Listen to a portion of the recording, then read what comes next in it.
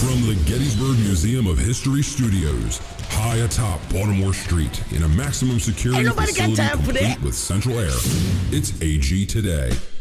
Hi, this is Matthew Leach. I played First Sergeant Talbot in Band of Brothers. Hi, this is licensed battlefield guide Paul Bailey. Hi, I'm Dale Fetzer. Hi, I'm John Rothman. Hi, this is Bo Brinkman. Hi, this is Anthony Gordner. Man. I'm a huge fan of Addressing Gettysburg. It is the greatest and most quality podcast ever. And you're listening to it right now. God, you're so lucky. Don't ever go on America Got Talent. You won't make it. Oh, don't turn this around. Don't turn this around that it was, well, you should have known better, you know. No. Never fight uphill, me boys. Never fight uphill. Don't give him 3rd fuel. Battalion, 3rd Marine Infantry Regiment. I could house that load. You're listening to Addressing Gettysburg Today. I will fraternize your business if you have one. We can just get real nutty. When I turn 60, I swear to God, I'm going to the gym. Un gato grande en mis pantalones. Did you say Abe Lincoln? And then you're paying $5 for tax. That's ridiculous. Stop it, Matt. Stop it. I know, but I didn't know. I know. I do what I can. Well, ladies and gentlemen, coming up on tonight's show, I'm going to tell you, start it right off the bat, because people like to know right away. Pam Hoffman from Shining Stars Therapeutic Riding Ministries is going to be here. The Park Service needs your help. They want you. And Beth will try to convince Cindy to ugly up for her. Welcome to Addressing Gettysburg Today. Hello, Bethany. Hello. How are you doing? I'm doing great. And what is new with you? You know, yes, I do. It is not possible to be any more boring than I am, and it's fantastic. It's so true. You are really boring. I am. But you know what? Sometimes that's what you need to be. You need to be boring. You need to, just be boring. It also means that nothing bad's happening. You know what I mean? Nothing good's happening, nothing bad's happening. It just is, and I like it. Amen to that. Doing As the hangman in Blazing Saddle says, no news is good news. Yes. And that is true. It's the good news is when there's no news. Because I don't know about you, but July has been, actually from May until now, it's just been full of bad news. Bad news. I'm not letting it get me down beyond more than what's appropriate, but just lots of bad news. It's been a rough summer, and I love summer. Oh, I hate summer. I expect it to be bad. So evil. It's not evil. It is evil, because if you hate evil. summer, you hate life. No. That's exactly what that means. No, that's not what that means. It means I hate heat. Right. I hate blaring and glaring sunshine. What does blaring mean? Blaring. Oh, blaring. Okay. You know, like in your face, yeah. over the top sunshine. Sure, yeah, okay. I don't want it. Okay. I want it gone. Understood. And again, I'm from Clarion, so the sun doesn't shine there. We go for long periods of time in which the sun doesn't shine. And we were talking about this recently, my mom and I said, that's actually a good line for the song that the Walk Tallers are working on, Ugly Up for Me. Yeah. What did you just say? Long period of time where the sun doesn't shine? Yeah. Go ahead, keep going. Long periods of time when the sun doesn't shine. Right. I actually prefer when it's like a gloomy day. I like gloom. Like my soul. I don't. I mean, it depends. Like I don't mind a gloomy day if it's if it would make a nice photograph. You know, like fog, hugging the trees. Yeah. And, it's like, but if it's just plain old rain. Wait, I'm seriously asking this question because I have a theory behind it. What color are your eyeballs? Purple. No, what color are your eyes? Hazel. That's one of the reasons why you are okay with it. Mine are light blue. And then I also have these ridiculous glasses that reflect all light. What does that have to do with heat? Not the heat, the sunshine. The sunshine? When I go outside, it takes me forever for my eyes to adjust. Oh, really? And they say it's because I have light-colored eyes, but I don't know if that's true. I don't know if that's a legit thing. And then my glasses also cause some of the problem because there's glare. Well, that might be true because the people with blue eyes tend to be more fair, and so if it's because they don't like the sunlight, that means they hide from the sun, And then over time, they've evolved into these pale people who can't go out in the sun. When you can look at my arm, and besides the fat, you can see the blue of my vein through my skin. You're transparent. There's a situation. Yeah, I don't know if that has to do with being out in the sun. I think it just means your skin is thin. No, it means that I'm clear. You're clear. Yeah. So you're like an albino. So I feel like I might be part albino. Okay. Well, good for you. It's nice to have an albino on the show. Yeah. Great to have you as part minority. of the cast. Yeah. Right. Let's see. You say nothing happened last week for you. No, so, super but boring. You still have your cat? Still have a cat. Okay, good. Mark didn't kill it yet. Okay, good. Glad to hear that. Yeah. Although, and then we have, we'll talk about this when Cindy comes in later, but we have been closing. Yeah. We're supposed to close actually this morning on the house. But you didn't. But we didn't. And you know why? Why? It's nothing Because I did. No, I don't know what it is. So this is the first house purchasing I've been a part of. Yeah, it never goes the way you think it's going to. Well, I had no preconceived notions. All I knew is that everybody who I've known before who's done it has said it sucks. Yeah, it's awful. Okay. And so far, it just seems like a lot of, well, you know what it is like we're getting information from one person. And then they say, this is what you have to do. And then they involve the other person who's the title person or whatever it is. And then they say, no, this is how it's done. And then you call the realtor and you're like, which is it? They're saying this, they're saying that. Which do we do? Oh, and the realtor has another thing. And then you got to, and at no point does anybody say, why don't we all get on a Zoom call so we can get on the same page all at once? Instead, it's this horrible game of telephone and back and forth and back and forth and back and forth. Yeah. We did this. So what I'll do is I'll tell you when Cindy comes in, what has held it up. Okay, a little cliffhanger there for the audience because I know the audience is dying to know. Yeah, we did all of this during COVID.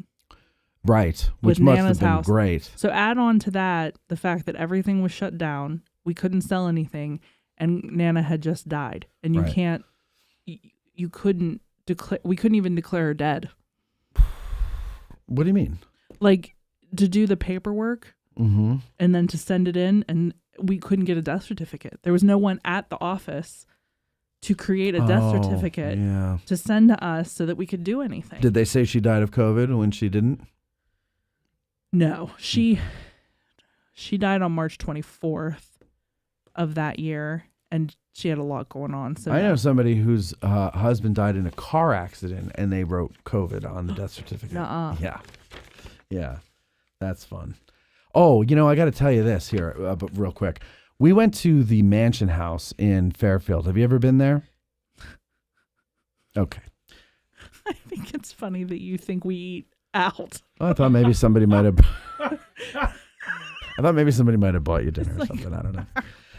So the Mansion House, though, is very interesting, ladies and gentlemen. You might have heard me talk about it before on the morning drives and everything, but you should definitely consider going there. What an interesting history it has. Oh, really? Yeah, the owner came out and talked to a table of ladies who were celebrating a birthday. And I heard him talking about the history. And, you know, Cindy was talking to me, and I said, shh, I'm listening. And I didn't do that. I was going to say, don't shush my Cindy. No. She wasn't talking to me. And anyway, so I'm very interested in the history. And then he says to the ladies, he goes, I'll go get you a little printout that has all the details. And he walks out and he comes back in and he walks over to our table and hands me one too. He goes, I saw you listening. Aw. And I was like, thank you. So we invited them on the show. They're going to come in. Cindy, do we have a date yet, or are we still working on that? No, we're still working on that. So you can use the regular mics in. Pull it down there. There you go. Still working on that. And you got to go to camera 5. Oh my gosh, can you leave the poor? Okay. Go ahead. Still working on. Oh, very good. Okay, that's the end. So we're still working on that, but they're gonna come on the show. Let me just tell you some of the facts here. Okay, 1632. Was when it George was built? Calvert, the first Lord of Baltimore, was granted land from King Charles I of England. Okay. All right, we're gonna move a little further. John Hanson Steelman, 1718, first settler in what is today Fairfield/Carroll County, Valley. 1735, Lord Baltimore conferred 5,000 acres to Mary Eleanor and Charles Carroll III of Carrollton. Charles was the only Irish Catholic to sign the Declaration of Independence. Wealthiest man in America and longest living of all the signers, this tract of land became known as Carroll's Delight, Maryland. 1755, Charles Carroll granted 247 acres to Squire John Miller and Isabella Henry Miller, Patrick Henry's uncle and aunt, of Newcastle County, Delaware. They started building the mansion house in 1755. Wow. Patrick Henry's uncle and aunt. This is a veritable who's who of history. I'm telling you, it gets better. And their nephew, Patrick Henry, made frequent visits. Okay? I'll skip a little bit here in time. Let's get up to, 1794. Squire John Miller passes away. Aww. The barn that stands 75 yards behind the mansion house was built in 1797. Okay. That's older than me. Yep. Our county was obviously named after John Adams in 1800. 1801, Millerstown had to change its name because there was already Millerstown in Pennsylvania, so it became Fairfield, Pennsylvania. And this was the year the town of Fairfield was planned. Much of the townfolk in Fairfield were Scottish and Irish immigrants, and agriculture was the primary industry after alcoholism. Let's see here. So let's get into some more from 1863. 1862, Jeb Stuart used the mansion house as his headquarters during raids in October. 1863, during the battles of Gettysburg and Fairfield, Jeb Stuart used the mansion house as an officer's quarters. Robert E. Lee and officers ate at the mansion house while in retreat. It's nice they had time to stop for dinner. Yeah. The people of Fairfield experienced the horrifying face of war with hundreds of injured or dying Confederate soldiers of Johnson's division left at the Musselman Farm, along with ruined crops, stolen livestock, and excessive property damage. And then we move along here. 1960s, Mamie Eisenhower dined at the inn, and after Dwight's passing in 1969, Mamie would come to the mansion house for lunch with friends. In the chef's table room, after lunch, they would play cards. And there's a lot more to it, and we'll get into that when they come on the show. But I have to tell you, if you're coming to town, if you're in town, and you've never ventured out there, go. It's delicious food, and it's a really, really, really, really, really cool old building to go into. But is it like date night level? Or is it just like casual? Oh, no, yeah. You go with important people. You don't go with your buddies. It's not, you don't go drinking at the bar there. They do have a bar. You can drink at the bar. I'm never going to get to go. Huh? I'm never going to get to go. Why? Mark won't take you out there? Do they serve chicken fingers for adults? Beth, you and I will go. Okay. There you go. You'll have a girls' night, okay? You can go night. with each other. Yeah. Yeah, there you go. That'll be nice. Thank you, Cindy. Thanks for making me feel better. That jovial laugh you hear, ladies and gentlemen, of course, is the very recognizable and unforgettable laugh of our buddy Six Questions Lens. How you doing there, Mikey? I'm doing well. And of course, the big news of last week and this week too, I guess, is that you've got yourself a new job, and this new job is where our friend Debbie works. It absolutely is. And I'm going to stop you there. Yeah. Now. Okay. Okay. I haven't paid attention for the last maybe 2 or 3 minutes because a light bulb went off in my head. I went all Giddy's nerd here. Millerstown, Emmitsburg Road Crossroads. Right. So the Millerstown Road goes to what would have been Fairfield. Right. Yeah, now you got it. I'm guessing. That was my guess. I'm happy about that. Figured something out. Is there a way I can isolate that camera and put that dance on a loop? I think. I hope there is. Maybe Grant can do something with that for his Instagram channel. But yeah, no, that's what it is. There you go. Yeah. Okay. New job. Going back. Sorry to interrupt you and your flow. Your new job. Yes. You're out where Debbie is. I know we talked about it a little bit last week in the back. You were in the back and you were kind of, I think, or maybe that was. Yeah, I was in the back. Were we talking about it, or was that privately? It was a little bit about it, yeah. Yeah, okay. So how do you like the job now? It's good. And what you're doing is you're weighing trucks? Yes, I am. And there's no danger of you getting hurt in this job, or very little. I say that. Yeah. But then last week, oh God. and I'm going to blame Debbie, but Debbie with a Y for this, not Debbie with an IE. Oh, good. Okay. Yeah. So there I am sitting in my office. I'm enjoying a peaceful morning. Yeah. As you do. And all of a sudden, my boss walks in and says, "There's now a tornado warning. We need to go to the basement." Uh-oh. The basement. There was no intercom message. There was nothing. It was just my boss going, "Yeah, we've got to go to the basement." I'm like, emergency preparedness. Yeah, I like that, yeah. Yeah, so no, we went into the basement. We were under tornado warning. Does it have a basement? It does. It's where we stick the engineers. See, that's funny. It looks to me like a place that would be built on a cement pad. Yeah, it is. It has a basement in it. Okay. Yeah. Okay, so you go in the basement. Yeah. And you got hurt? No.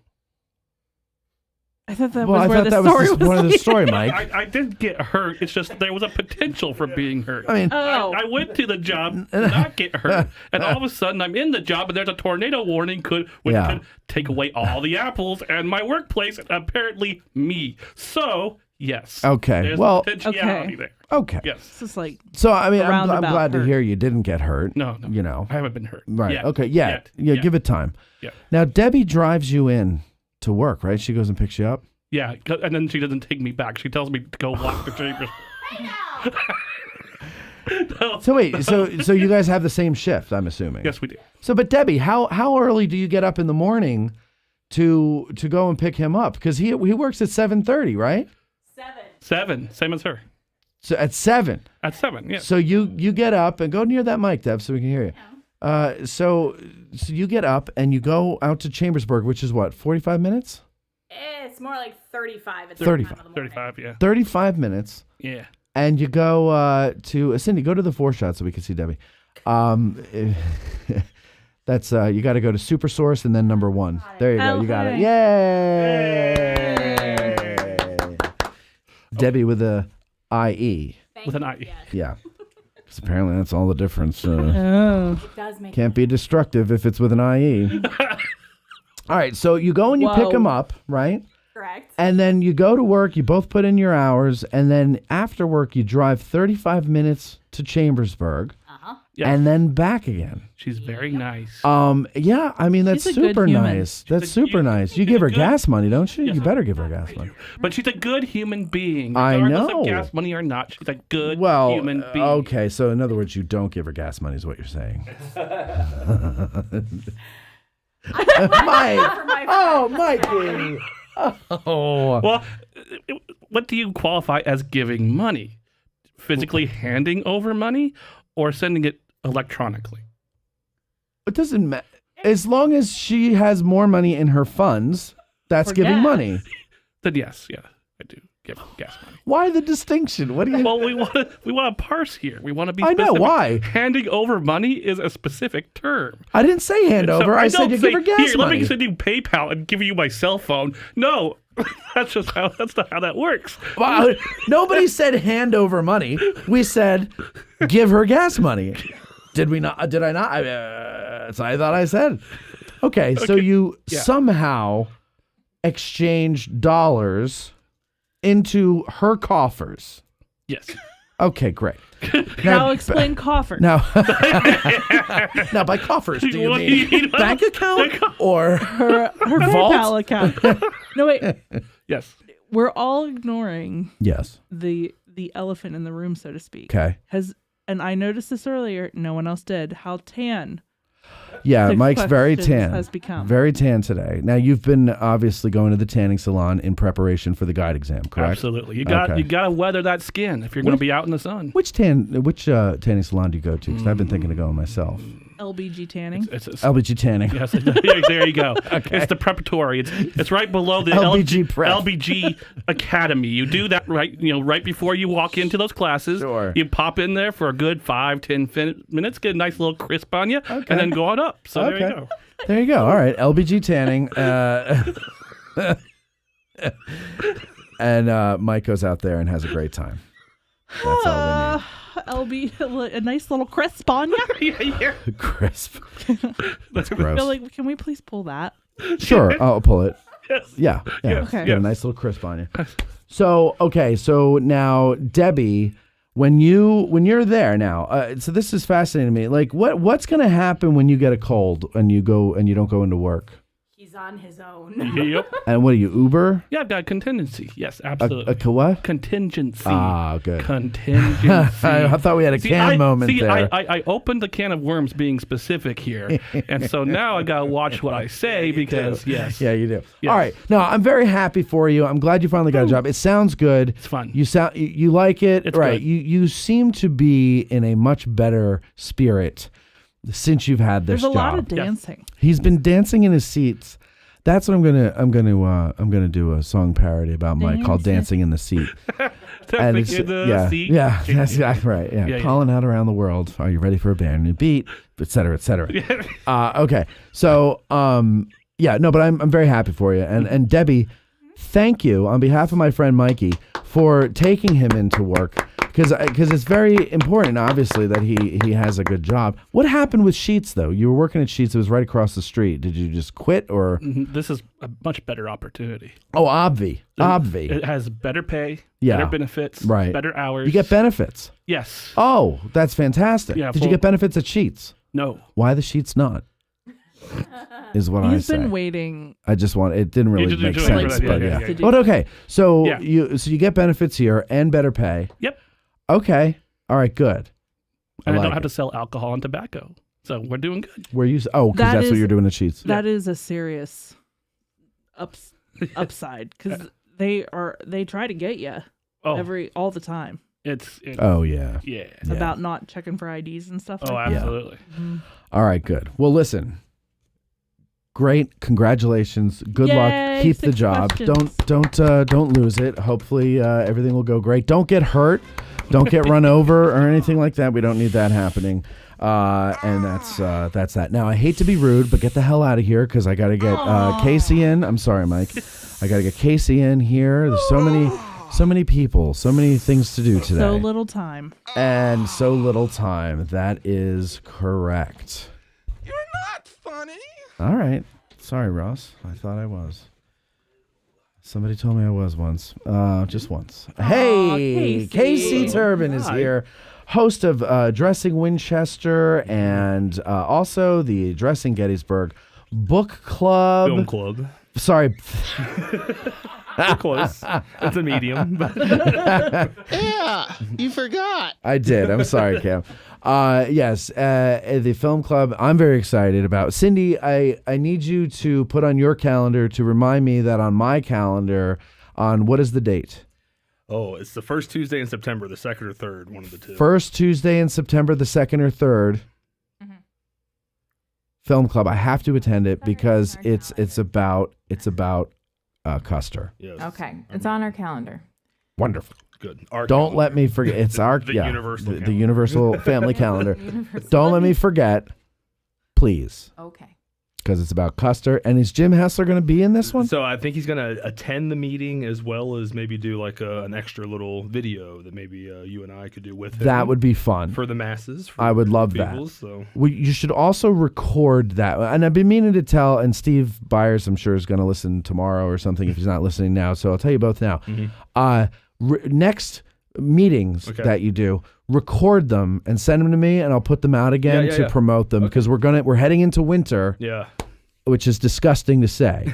I love it. Well, it's great. You're silly. Yeah. But we're heading into winter, and with that comes horror and terror and sadness and grief, and so we need people to have an escape that will give them joy. Trying to imply that by my love of winter, I love other people's suffering? Yes. Yes. But also that you hate life. You resent the fact that you're alive. I think this is my theory for winter lovers and summer haters. And allow me a second here to explain it, okay? What is summer? Sorry. Besides hot, what is summer? It is life. The leaves are on the trees. The animals are out from their caves and holes and whatever. They're out of hibernation. You're of course. sweating. And people everything smell. grows. and people get out and they do things. You see, you have nothing else. What? No.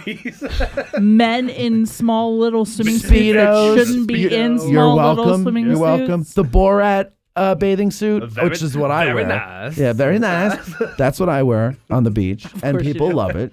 Yeah. Okay, I get so many pictures taken of me, and the cops love it too. They always come over and will say, "Can we talk to you for a minute?" And but that's life. That's life. People are living and they're enjoying life and being alive and everything. What's winter?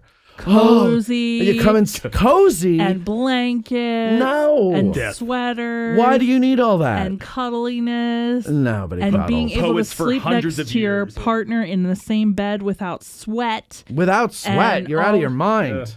Mm. That's the hottest time. You're full of poo. No. Let's open this up for discussion. People in the back. What do you say? Summer or winter? Let's go around the room. Cindy, go to camera 4. I like fall. That's what I was Camera gonna say, fall. Camera 5. Fall is the Fall. best. Fall's I mean, the that best. is one. 5, not 4. Sorry. We're going to 5. It's all right. No, Nope, that's not. That's 5 has great. the button has a number on it. I'll verify numbers Okay. at some point in time. I'm sorry. Okay. Yeah. So you say I say fall. fall. Yeah. Okay. Now I must admit, as I get older, I am enjoying and appreciating the spring and When the things fall are dying. better. Just saying. Simply for the weather. But I have to say, this July we had some hot days, but overall, this spring and summer has been very mild, and you people who complain about the heat are nuts. Okay. I find everything you say wrong. Well, because you never learn to think critically. Okay. Now, moving in the back there. So Cindy says fall. Michael, 6 questions lengths. How about you? What do you say? Summer. Summer. Birthday's in the summer. Yeah. Summer. Bummer. My birthday's in the summer too. Let's and I ask our hate it. guest, Pam. Pam, how about you? Gotta go with summer. Yeah, Pam. All right. And then Debbie with an IE. You know it's gotta be summer. That's right. That's right. So you are outnumbered. What did you say? I mean, I'm a fall guy. You're a fall guy. But Okay. summer, Still fall. better than summer. I mean, winter. Winter's like, you know, Winter's awful. Freudian.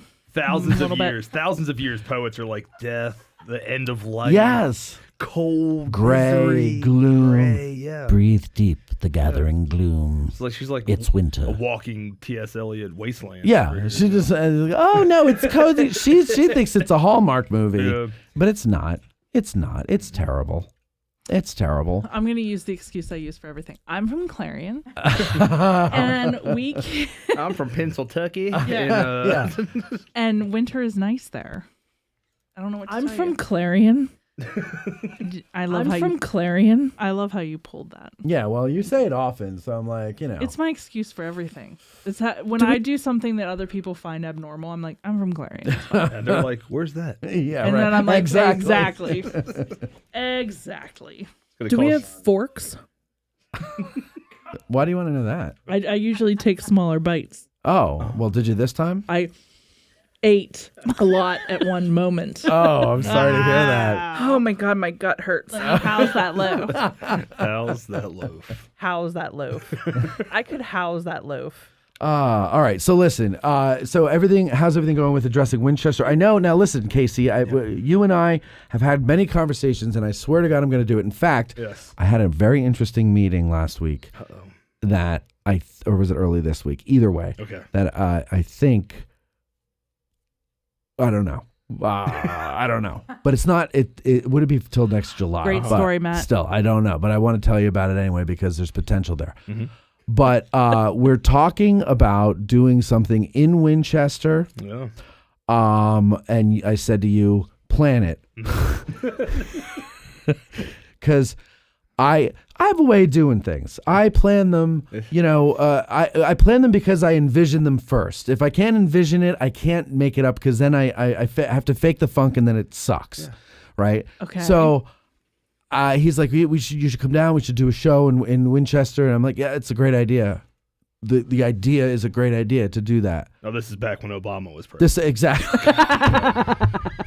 About half a decade ago. Sometimes it takes me a long time to get an idea. So it's true. It was when Obama was president. So I'm like, yeah, okay. I'm pretty sure the first show we ever did together, I said, we should do a tour down in Winchester because he's awesome. Yeah. Pretty sure I said that. Matt's been there a couple times. He never comes long enough. I'm working on it. I know. I He do. has a bad habit. Well, because your father-in-law's still staying in your upstairs? It's open now. Oh, He's so got I his can own crash place. there. Yeah, you Well, can then crash. that's perfect. Yeah. Because it's first of all, it's a very easy drive. It's an hour and a half. Hour 15, hour 20. Hour 15, hour 20. Barely 2 hours. Not even 2 hours. Not even an hour and a half. Beautiful drive. Not even an hour and a half. That's right. If you like 81, if you like a hellscape, you get down there. You want to know the worst of what the Valley has to offer, take 81. Yeah. No, it's not all bad. I don't. Well, for you come down 15 and go through Frederick and Harper's Ferry. No. I come back 81, but it gets me off of 81 sooner, and I take like 16. You get off 4 and get on 40. You go down through like Thurmont. Yeah, something like that. And And Waynesboro and everything, and then you come up 16, and then you come in 116 and everything, which is a nice drive. But when you want to get home, you want to get home. So then I just pass it and I go up to 30 and I come over. Right. It's been a lovely version of Sat Nav. Anyway. Anyway, the point I'm trying to make is we're trying to think of something. Yes. I have to apologize for my absence in the last month because 2 months because Since the beginning. Well, because since Obama was president. You have a Joe Biden issue. Yeah, you haven't been around for 3 or 4 years. I can't write. Yeah. Come on, man. Come on, Jack. No, come on, Jack. Cut the malarkey, man. Yeah, man. This is the No Malarkey Express. Malarkey. That's slang for bullshit, isn't it? That's right. Yeah. Me and Corn Pop knifed it out. Yeah, knifed it out. That's right. Shipped him in the kidneys. It's like West Side Story, but in Delaware. Yeah. Yeah. True. Yeah. Go Blue Hens. Yeah. Right. So anyway, For people that bad at healthcare. Okay, we get it. Stay out of this, Mr. President. So we're gonna do something. We don't know. We need to tickle we need the audience to kind of give us a temperature of if they're going to come down as well. Are they as eager as Bethany is? Now, but here's my concern though, and I told you this before, and you know, we want to do it in the fall. Uh-huh. And there's an anniversary coming up this year, so, you know, but the thing is, to do a big to-do, we're running out of time. Yeah. And maybe we just do a tour and we do a show next year, something like that.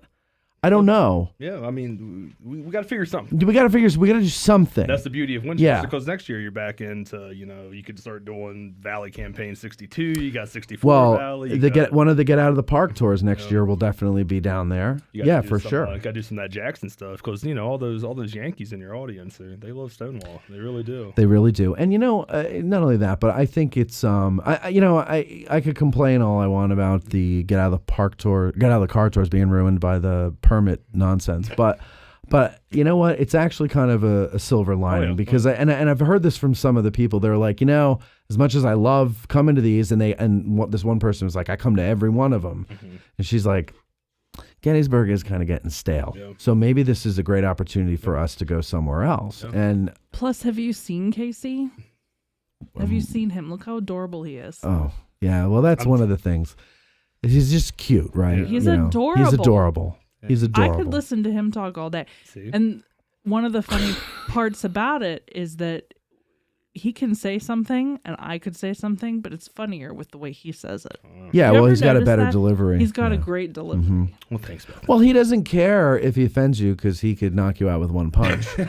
So go ahead, get offended. Yeah. Yeah. She's from Clarion. I hear they fight up there. We do and fight. Like Joe Paul and Scranton. They throw dirt in your face and Joe Paul.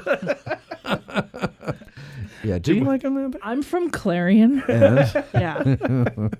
But anyway, so we'll do something like that. Yeah. But otherwise, how's everything going with addressing Winchester? You're getting it off the ground. I see you get good views on your Instagram. Yeah, I'm in the process of finishing a book. I don't even think we've talked about that. That's like we don't talk a lot about that. Right. That's like my active day-to-day like thing for the next like. But this isn't even a Civil War book. This is a post-Civil War book. Yeah, this is about like 1940s. It's about a rape case that took place in Winchester. So uplifting.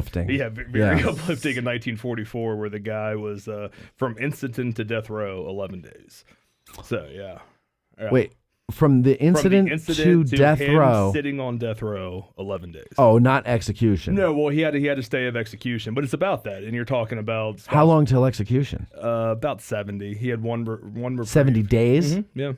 Wow, they did it. They did it quickly back then. Yeah. But this is 1940. I mean, this isn't like Mississippi burning. This is 1944. Like, this is what the book goes into is the difference in race culture, lynch culture in Virginia versus the Deep South, and so on. You didn't mention this is a black man we're talking about. He is a black man. Yeah, so this isn't some regular. Exactly, and the prominent character is Harry F. Bird. We were talking about apples earlier. He was the apple king. Winchester has the Apple Blossom Festival and so on and so forth. He was the most wealthy apple grower until like the 1960s or 70s. And what did he have to do with this story? Well, he's the Democratic politician that ran the most powerful political organization the state's ever had. And his power apparatus was called the courthouse rings.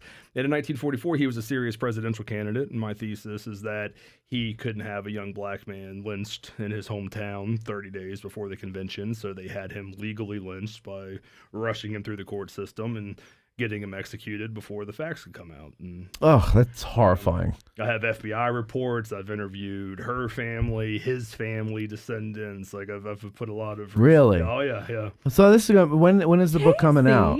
My manuscript. I'm hoping in the next 60 days or so is going to something. Okay. Wow. And you have a publisher lined up? Working on it, but that's the next step. Is it going to go University Press or Vanity Press or actual publisher? You kind of have to write that. Like, do you have any connections or anything? Oh yeah, I've got some more of the university press field. Okay, but that's, all right, good. Yeah, so we'll see where that goes. But in the background, I'm working on Winchester stuff. I'm working on a Winchester in the Civil War video that should be up in the next few weeks. Just like a 20, 30-minute crash course, 4 years Winchester Civil War. Yeah, good. For people that don't know all they need to know. How many times did it change hands during the war? Well, the T-shirt number is 72. 12 is, I say 12 major occupations that really are like, I mean, if Gettysburg had what Winchester went through, you guys would have, the tourist industry would be crazy up here. Right. You couldn't have enough guides. Right. I mean, it was every day. I mean, there's so many accounts of just like a week, a group of Union troopers come in, it's maybe 200 or 300 men. They try to burn half of a block of the town. Someone puts it out and they're out. But of course, that scars like half a dozen people. Sure. They lose their property, so on. Well, and if you're, I think when we were down there recording the anniversary, Union troops coming in and doing something and you're a rebel, that's an occupation. Right. Confederate troops coming in and you're a Unionist, that's an occupation. Right. So it's probably hundreds of times, right? If you count it that way. If you're in Gettysburg and you count like, okay, Early's men come through, then they pass through. That's one occupation. Then the battle happens. So I mean, if you count it that way, you could squeeze even more out of the Gettysburg campaign. But really down there, what I think is even more important is such a staunchly Confederate town. And when you study the lost cause in the South, I mean, I come from the South. It's what I've studied. I love Southern culture. You have these guys saying the Deep South, Alabama, Louisiana, they marched off to war 150 years ago, 1,000 miles away. They went home, and then they've been pissed about it ever since. The people in Winchester, people that live in the valley, the war happened there, and they didn't get to leave. They didn't get to march away from it, and the economy was crushed, the town was crushed, the homes were crushed. The war happened there for 4 years, and that informed the culture, the way things developed there for a long time. And you're talking 60, 70 miles from Washington, D.C., right in the throes of Lincoln's Washington. So I think the Civil War is fascinating when you place it in that type of prism. So that's Winchester. I could listen to him talk all day. I know. And I like that shirt there. Is that one of those like it's a work shirt. Air conditioning shirts? Well, yeah, it's got a little thing. I gave a couple to Lentz, my man back there. Gave him a couple, So, shirt. I have a couple more X's than you do, Matt. Oh. I'll get you a couple. If you. I buy. I like that. Where do you get those shirts made? This is what is it? Ink, custom ink or whatever. Just on. Really? That's online. Mm-hmm. Oh, okay. I got to talk to Mike Stretch about getting some of those with ours. I like the embroidering. I like your logo too. It's a nice. Well, logo. I went with the town crier. Oh, I like the AW in a different color. That's clever. The town crier. Who did your logo? A friend of mine that I used to work with. I used to work in the sign business back in the day. Yes. So I know quite a few designers. That's very clever. I like that a lot. All right, so listen, I hate to do this to you, but we've got to cut you off because we have a guest waiting very patiently, and I'm sure she's never going to come back again now because we've made her wait this long. Talking about inane and insane things like that, and then good things. That's how crazy it is here. It's an insane asylum, ladies and gentlemen. We talk about stupid stuff and we talk about good stuff. That's what it is, because you know why? We're stupid and we're good. So we'll be right back after these words with Pam from Shining Stars. And this is a really cool organization. You want to check this out. We'll be right back. Aren't you glad you used Dial? We are too. We'll be right back.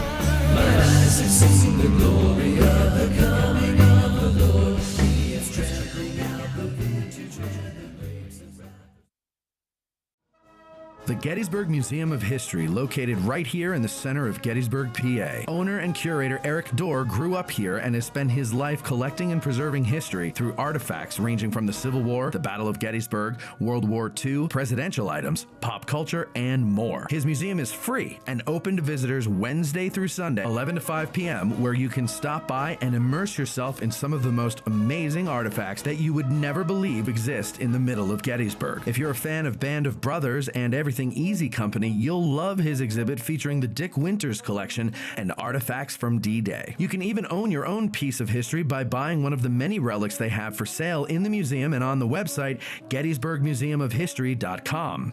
The Gettysburg Museum of History is a non-profit 501c3 organization with a foundation that allows all purchases and donations to keep the museum operating and open free of charge. They have been featured on the History Channel, the Travel Channel, the Smithsonian Channel, and the Science Channel. Now you can check them out on American Artifact, the series on the YouTube channel, The History Underground. So that's the Gettysburg Museum of History at 219 Baltimore Street or the GettysburgMuseumofHistory.com.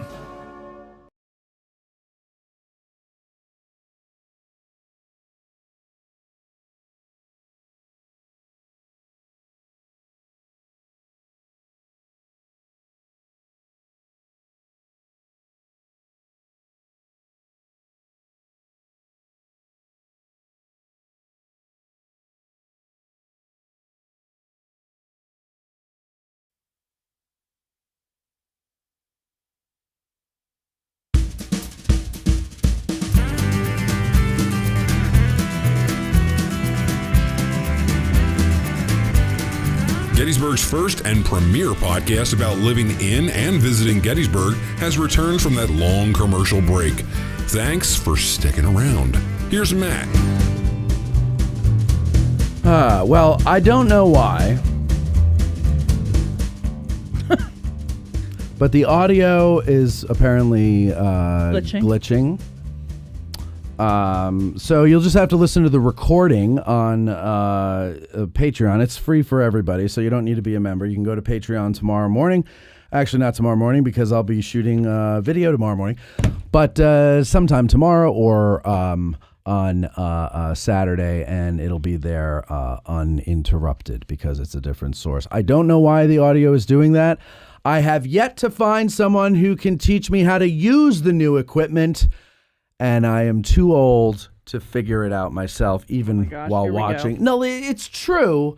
I watch these YouTube tutorials, and these kids are all they might as well be speaking like Martian or something. You act like you're 72 years old.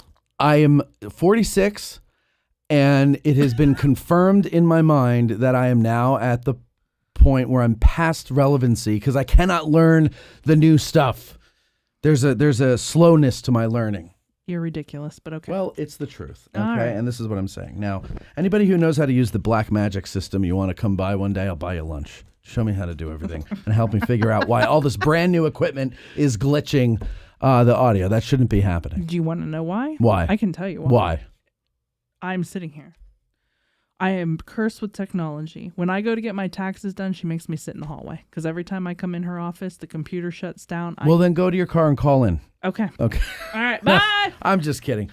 I am just kidding. Anyway, we have a guest who's sitting here going, what the hell did I get myself into? Shining Stars Therapeutic Riding Ministries is a great organization. It began 20 years ago as a Sunday school program for children with physical and mental disabilities. It's grown into an equine therapy program serving both children and adults with physical and mental disabilities, veterans, seniors, and at-risk youth. They have a small paid staff but rely heavily on volunteers. Guess how many volunteers they have?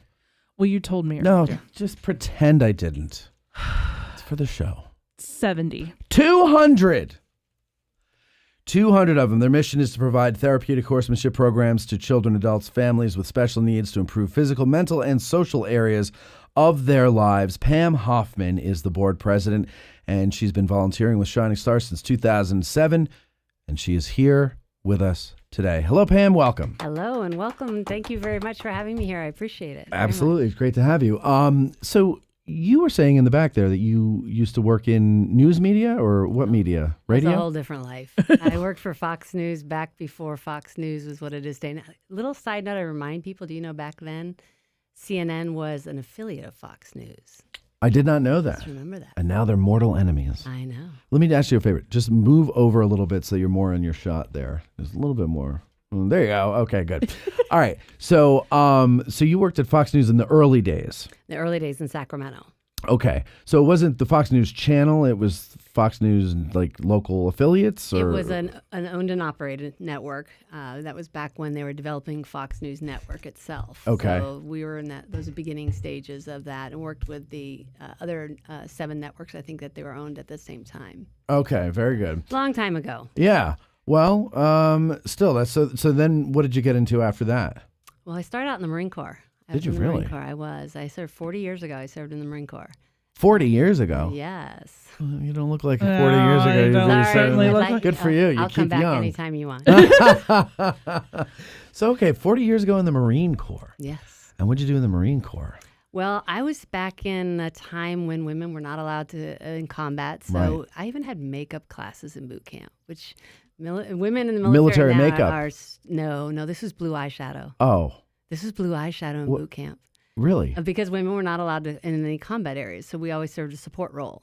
It wasn't until after we graduated that it all changed, and they revamped the entire women in different roles in the military, and the Marine Corps boot camp changed dramatically. Then I went on to become a rifle and pistol coach. So nice. I was the one teaching those men how to shoot. That's pretty cool. It was.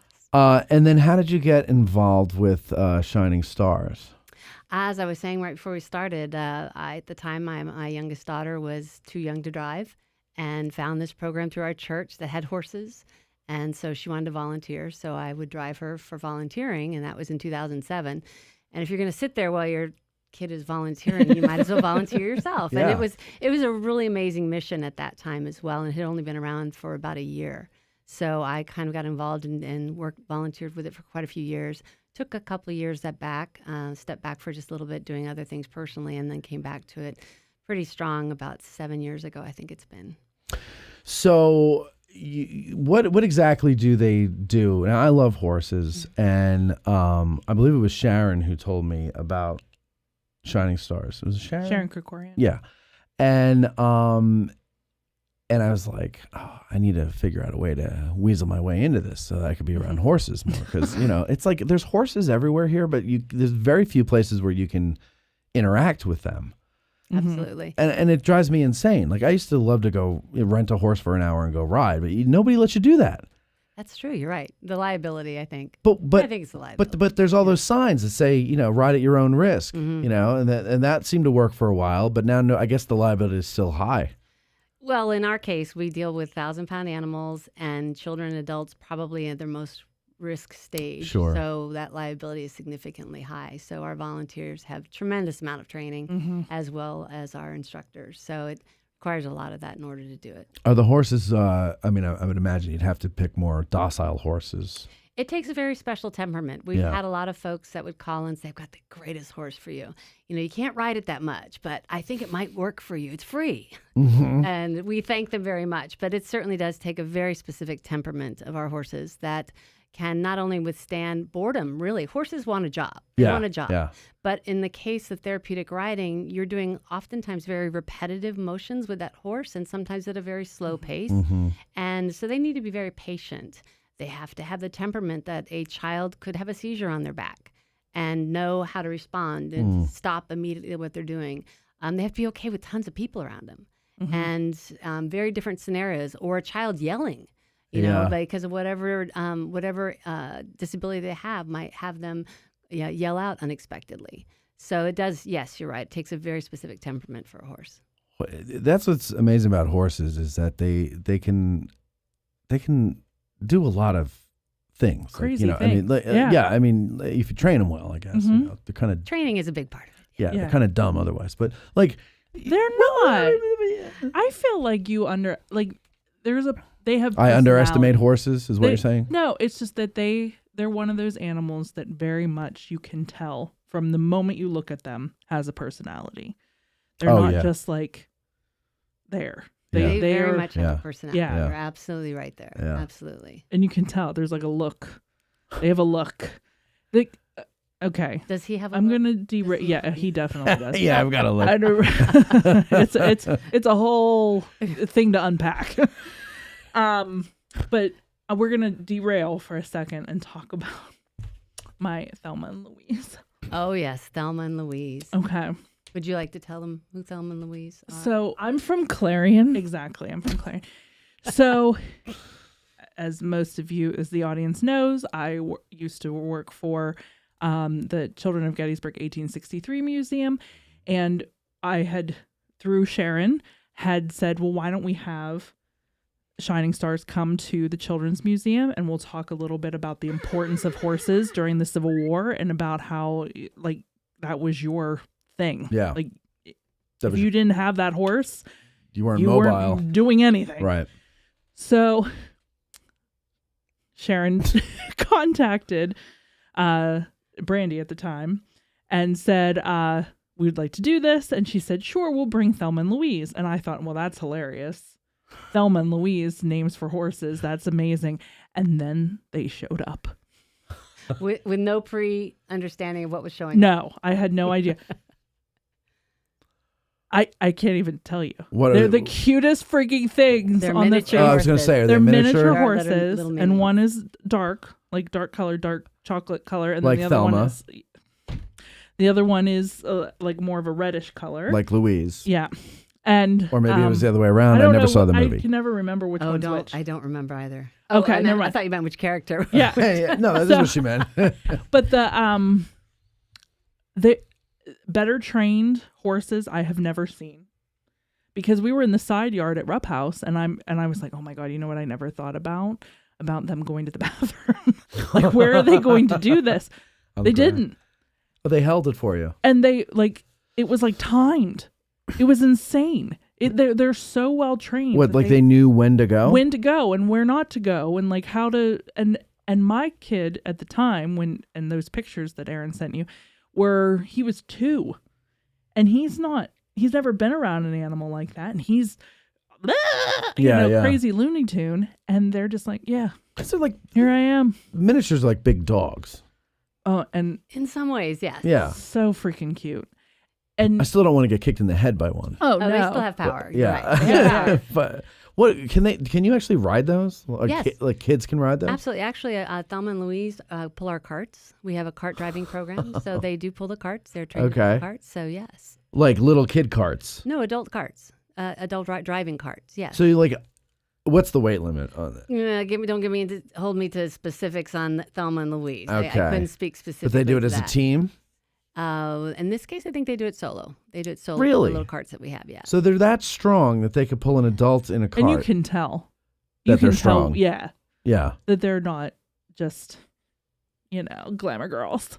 But like let me preface that. They are a little glamour girls. Let me tell you that is true. That is true. But oh my gosh, guys. Yes. And one of the things that made that so impactful for me was that my kid was psychotic standing next to those horses. He was. There's no getting around it. I know what my child is like.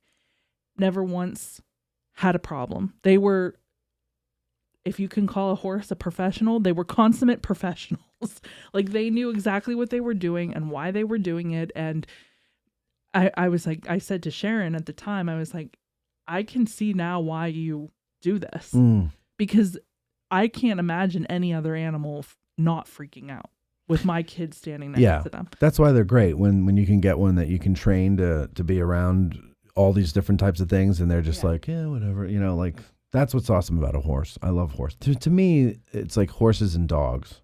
Oh, absolutely. The best animals It's ever. definitely a big draw for people. And we have a lot of folks, even our volunteers, who've never been around a horse before. And so that's not a prerequisite.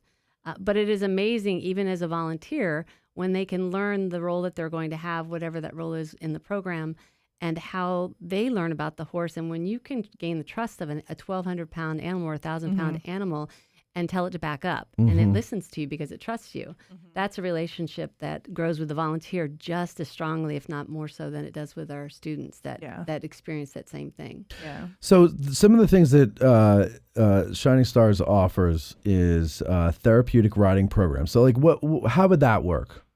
Therapeutic riding is probably newer to the United States, certainly, than it is in Europe. Europe, hippotherapy has been around for decades and decades. And in the mid-1900s, essentially, it came here. And equine therapy has the most amazing facets to it that are not apparent unless you understand it when you're looking at it. A horse walks three-dimensionally. So if you think of a child or an adult who has an impairment, a physical impairment, that makes it difficult for them to walk on their own, when they sit on that horse and that horse walks, it is moving the same muscles in that rider that they would be using if they were walking themselves. Right. So when we say it's therapy, it really is therapy for them when it comes to the physical side especially. But most of the time, the kids especially, they don't realize it. They spend their lives going to occupational therapists, physical therapists, doctor's offices, all these follow-ups, back and forth to Hershey, all these different things. But for 1 hour a week, they get to come into our arena and be a kid and get on a horse and not realize that they're actually still getting therapy on the physical side especially. So I have a bad back. Yeah. And I remember when I used to ride, I've always had, like since I was 19, I've always had a bad back. And when I used to ride in college, I would go every weekend. And I felt it get better. Like, because you're right. Like, as you're move, it's like almost like you're getting a massage in a way, just from the motion. That's yeah, exactly. And so can I come and ride the horses once a week for an hour?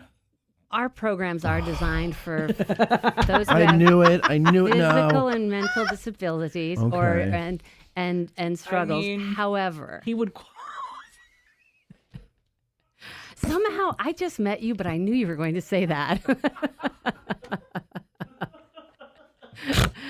But somehow I was expecting that everybody would expect that I would have said something like that. But I had the tact enough to know that that would be in poor taste. You were saying.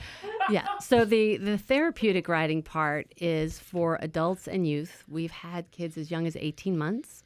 And we've had a rider, I think it was last season, it was 96.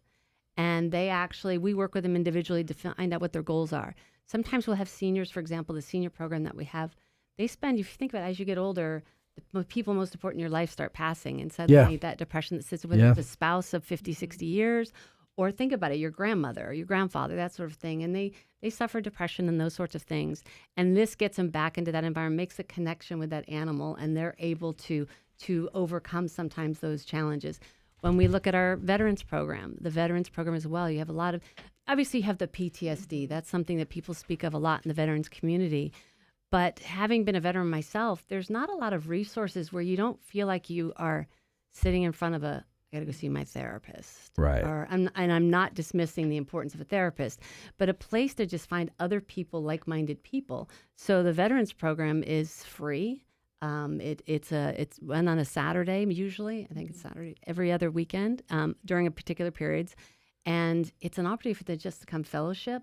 They may not ride a horse. They may just sit there and groom a horse for the afternoon, and that ability to have that connection and create that bond just does amazing things. You're so right. So when I was in college, I went to George Mason University in Fairfax, Virginia, and down in Chantilly there was a stable. And you could go there and I think it was like $25 an hour. You can go rent a horse or whatever. But, I was a college kid. I went there all the time. I'd go alone or I'd bring friends with me. Didn't matter. I had to go and ride. And eventually I found this horse named Morgan. He was a Morgan horse. And he was a Morgan. Okay. And he was like riding a cloud, right? And I didn't have to do just slightest little move. And he'd turn and I'd never had to kick him. I would just cluck and he'd go. And he was just fantastic. I loved this horse. And they got to know me there. And, you're a college kid. You run out of money or something like that. So they would say, well, if you come and help with, grooming, we'll let you ride for an hour for free or something like that. And so it was like an hour of help and riding. And so I would help with the other horses, but they would let me, because I would go like first thing in the morning, I'd groom Morgan, saddle him up, and then go out for a ride. So it was like, grooming the other horse is one thing, but grooming your horse, saddling him up, hopping on him, and then going out for a ride, like you actually kind of do bond with the animal. Mm-hmm. And I loved this horse. I fell in love with this horse. And I couldn't find a girlfriend at the time to save my life, so Morgan became my girlfriend in a way. And so we'd spend this quality time together out in the fields of Chantilly, which are probably condos now. And when they sold him, I burned the place down. I said, how could you do that to me? Yeah. And they said, oh, but you'll be happy to know he went with a nice family. And I was like, to hell with that nice family. I was his nice family. Yeah. So it's true. You do connect with these animals and you do bond with them. And so it is a great therapy. And I think the unique thing about Shining Stars is there are other therapeutic riding programs that are around the country, certainly. And there's some that focus on, gaining skills for adult life and that sort of thing. One of the things that's unique is we've developed programs that are all equine focused that you can't encounter anyone really who doesn't know someone in their life that our programs touch. Yeah. Whether it be the grandparent that I just mentioned and the spouse has died, whether it be the at-risk youth that is kind of a last chance, the child who has a physical disability, the veteran who is struggling in some way. And so I'm really proud to be in an organization that really stays focused on that equine focus. That ministry is so important to the very core of what we do. And our faith is certainly what is the very foundation of this program. And it has been amazing as a volunteer when I was working directly with the students. When you go in and you work with a student over a 9-week session, and in the beginning of that session, that child could not sit up on his own. Your volunteers on both sides of the horse would walk for the entire time holding that child up. Mm-hmm. And in a 9-week period, they've gained enough core strength to now sit up on their own. And it is a direct result of that interaction and that joy that they're having there. It's an amazing thing to watch. To see a child who's never spoken before speak their first words on there because of the connection they've made with the horse. Yeah. That is nice. I think that I'm pretty sure that a child that had just spoken their first words was Sharon was telling me. She comes into Rupp House and volunteers on Fridays, and she was telling me she was in love with this horse and da da da da da. So she was telling me about this kid, and I'm pretty sure it was the kid you're referring to, and she was practically bawling. I was practically bawling because you don't realize that there are people out there that need these types of things. Absolutely. You kind of forget in your day to day that this is still happening, and other people have to deal with these horrible things. Yeah, yeah. And that's your day to day there. That's pretty. And we've awesome. been doing it for 20 years, and I look back and realize it's been 20 years. And one of it goes fast. One of the most amazing things that happened 2 years ago. And literally, we have a little 13-acre farm, and we have, I think, 17 horses now. Wow. If you know anything about horses, that's a small farm. Yeah, for that's 17 a lot. Horses. Yeah. And then Thelma and Louise and a donkey as well. And so we were outgrowing it, and we said we need to find a place. And after looking at some options that weren't going to work, was driving home and the intersection of Bon Ox and Centennial in Gettysburg. And I called Brandy Crago at the time, and I said, we need to farm just like this. So we sat down with a realtor, and these people didn't know us. They had never met us before, had never heard of us. And I said, we'd like to buy your farm. They're like, great. I said, but we don't have any money. They're like, oh, okay, yeah, nice. Oh, great. And I said, will you give us 3 months to raise it? And they said, okay. So in 4 months, we raised $1.3 million to pay cash for the farm. Wow. That's how supportive the community has been of this program. And it was amazing to be able to buy this farm mortgage-free. Then the whole next chapter started of having to create, to put together this new campus that we hope to break ground on the end of this year. Yeah. But so you keep talking about that. So here, I got some information about that right now. Here, if you want me to go into some more stuff here. Absolutely, go right ahead. All right. So it's the Shining Stars Therapeutic Ministries capital campaign, Unbridled Future. That's clever. $4 million effort to complete the new campus to include a 22-horse stall barn with vet room, grooming areas, and program space. So the vet room, obviously, so the vet comes and can take care of the animal. So basically, it's like Basically, yes. Yeah, okay. Medications stored, all those sorts of things. Okay. New accessible client space, bathrooms and offices, large indoor arena for dual programming, new fencing and ancillary buildings for hay and equipment storage, new horse cart storage facility connected to indoor area. They've already raised $1.2 million, and they know they can reach their goal by 2026. Hopefully. Well, and I'm proud to say we've actually got to $2 million now. Oh, really? $2 million. Jeez, so that's very amazing. Excited. Yes. Just last week, we had another large donation. So that's awesome. It's the large donations that help. Yeah. They make the difference for sure. Tell us about the cart driving program, though. Hold on one second. I'm sorry. You guys are participating in Giving Spree, yes, correct? we are. As a matter of fact, last year we were in the top 3 of the largest yes, you were. recipients. We were very proud of that. It's the first time we made it up there. So Giving Spree will be in the first weekend of November. And if you are local, that is your chance to donate to local organizations that are nonprofits. So in mid-September, I think Ralph said, those forms will start going out to local people or local businesses to give out to people on their donor list. So pay attention to that, and please donate towards Shining Stars.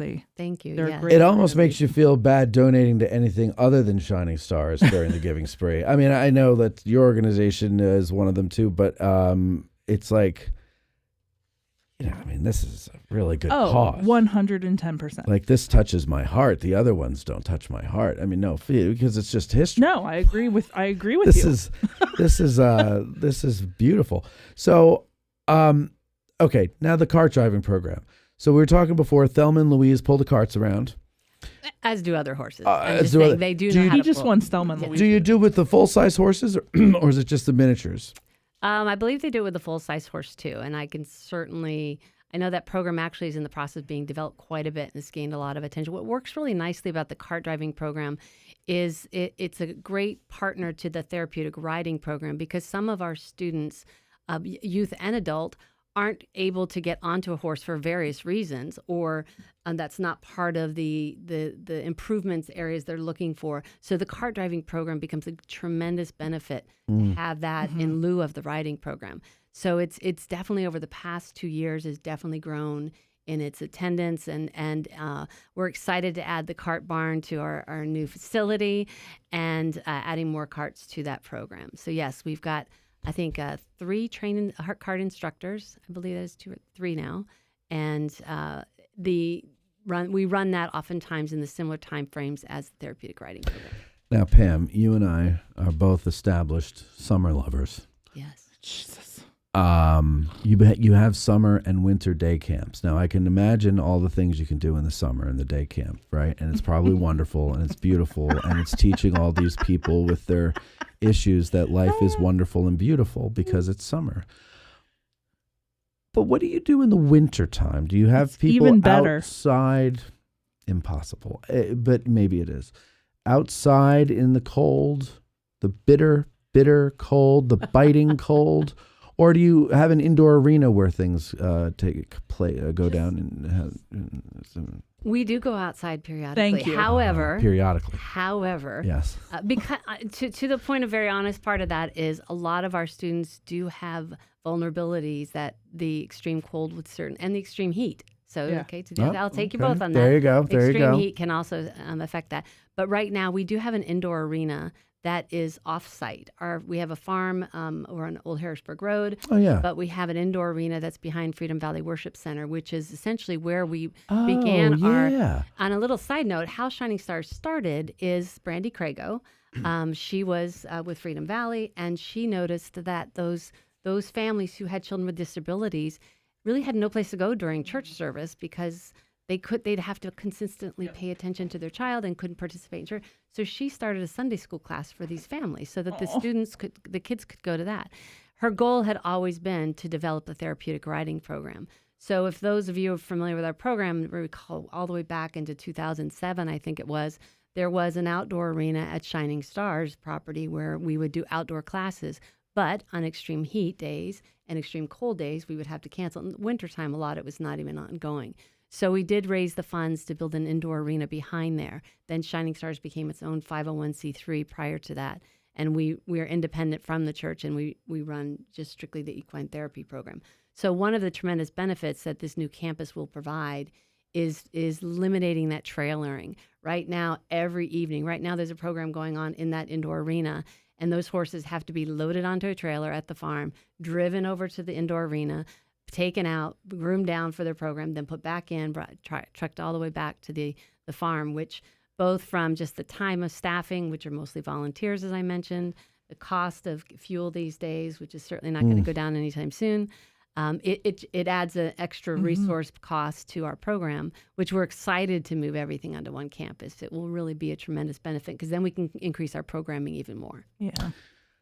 Do you, so the disabilities that you deal with, there's mental, there's physical, like what's the word I'm looking for? Is there like a threshold as to like severity, like what would qualify somebody for coming there?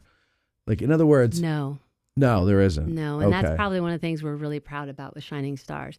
If there is a need and we can find a way to fill that need, we're going to do that. Yeah. And we've had students, for example, that other programs have said they couldn't take. Oh, wow. For whatever reason. Oh, really? Whether it be they were too young, or it was too high of a risk, or for whatever reasons. And we are so proud that we've found ways to be able to help them and reach some of those goals that they have. But to your point, we have everyone from, sometimes it's our summer camps, for example, are kids who've, their parents are going through a divorce. And, kids these days, they already got enough problems on their hands. And then so just emotional things. Absolutely. So it doesn't have to be a diagnosed, you have autism, right, you have this or whatever. If we can find a way to serve them, we will. Did you meet Casey in the back? I did. He's afraid of horses. I think you should be our next volunteer. Can we do a video of Casey going to try to overcome his fear of horses? This sounds like I can already see this video. I just want to document. I picture this. I just want to document the moment when he overcomes his fear at Shining Stars. It'll be great. Promotional material our farm for you. Is open for anyone who wants to visit. Obviously, we get yes, but certainly we would make that happen. Yeah, we would make that happen. I'm sorry. Say that again. I said we open our farm to folks who want tours and to get to know us, but certainly something like that, we would make that happen. I think we can do that in a tasteful way that will also be humorous, and show Casey trying to get. But we got to do it with the mini horses. Okay. Can't be a full-size horse. It has to be a donkey miniature. too. You got to put the donkey in there. Oh, perfect. My favorite. Mabel the donkey. Would you do that, Casey? Is this thing on? Yeah, yeah. Don't you think you need a permit to kill a horse in Gettysburg? I mean, come on, man. You want me to do that to that poor baby? Come on, man. We will transform him into a horse lover. You don't necessarily have to ride it. You just have to go near it and not cry. Well, I'm not scared to be near him. Here, show her the picture of my adorable child. Well, I was just doing shtick with Casey there. You're changing and I'm interrupting it. Yeah, here. So here's her adorable child and Thelma and Louise. Yeah. Right? Yeah. So cute. So cute. All right, let's show everybody at home. He was so... Okay, there's little... Ezra James. Little Ezra and Thelma and Louise. It looks like he's in front of a pumpkin patch, but that's actually... no, that's one of the horses. Thelma or Louise in the background. Yeah. Whichever one was the redhead. Gene Hutchinson says here, all this talk of horses is making me miss my horse, Brandy. How about people who miss their horses? Can they come there too and just, pal around? We have lots of opportunities for volunteering. So there you go. You can volunteer. You could volunteer, and you don't have to. One of the things is, if you want to volunteer, we'll find a place for you. It might be on a cleanup day. There's a lot of people who love mucking stalls. I know if you've never been around a horse, they're going to go, really? My daughter, she would go live in a horse stall if she had Why? What does she love about it? She loved being in a horse stall, cleaning what mucking What does she love about it? just that relationship with her horse. She absolutely. Now she's grown adult right now, but going to be a mom soon. Now but, she doesn't like it. Oh no, she doesn't have time now. Right. But if because you she's give her an mucking option diapers now. Yeah, well, she will be soon. She will be. But no, she would much rather. There are people who love doing that. Yeah. But we have everything from volunteer opportunities to, if you do have a regular time, you can learn to be a horse walker. And a horse walker, to give you very quickly a scenario, so when a therapeutic riding program happens and you look in the arena, you're going, what's going on? It's not unusual to have the rider, the horse, the instructor who's actually leading the program, 2 sidewalkers who are focusing solely on that child on the horse or that adult, and a horse leader. The horse leader's sole responsibility is that horse. Yeah. And so you go through training for all these things. I mean, there's the sidewalkers are probably the first level of training going in. So even if you've never been around a horse, but you have an interest, we'll find a place for you. So let's say, I know there are people in the audience who have this, so let's do this for them. I have PTSD. I was in the service. I come to you and I say, I want to try this. Do you customize it to me, or is there like a standard thing that you would do for someone with PTSD, for example? There's nothing standard about it. Let me say that first of all. But our veterans program is a much more relaxed scenario than our 9-week sessions. The veterans programs, you don't even have to register for them. It can be a drop-in program. We have the next programs that are on our website that'll tell the dates. The reason for that is we want it to be something that you can say, hey, I know you're a veteran. You want to go with me today? And not feel like you have to sign up and you have to be there for the next 6 weeks for this hour session and be told. So we let the veterans pretty much set the pace of that program. That's nice. And we basically and make the space available and the time and the horses available. So they may come in, for example, and they may want to go riding. They may decide they want to go riding. There's some trails around the farm that they would go riding on. They would bring the horse out and groom it. They may spend the day working on what we call our Equine Connection type of program, where it's a ground program. And the horse, they don't ride, but it's a ground program where the student learns about a horse. Mm-hmm. If you've never been around a horse, learns how to take care of it, learns how to interact with it, gains a bond with it, learns how to tell it to pick its feet up and clean its feet, tell him how to back up, how to put a halter on, all those sorts of things. So to your point, I think if anybody looks at something like whether it be PTSD or someone with a physical or mental disability, to say, we do this with you all the time, you people all the time. Everyone is so individual, and it's important for us to say, if you come in as a student or a parent or as a veteran, what is your goal? And your goal may simply be to be comfortable going to the grocery store.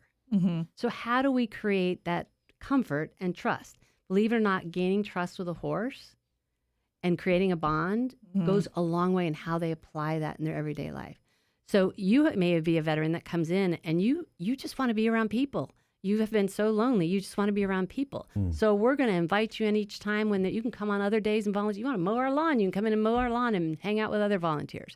So it really is tailored to what So if I have a friend who's a veteran and he's got PTSD and I can tell like he's just really just having a hard time with everything, I can just be like, hey, let's go play with horses. Absolutely. And I can show up and I could be like, this is my friend Charlie. And then give you the secret symbol that he's got PTSD, and then it doesn't even have to be PTSD. I don't want to embarrass him, It can still be someone who's been in combat, or someone who it could be a spouse, for example, who's their spouse has been deployed for 6 months and they still haven't seen him, and they're going to get deployed as soon as they get home. So it doesn't have to be.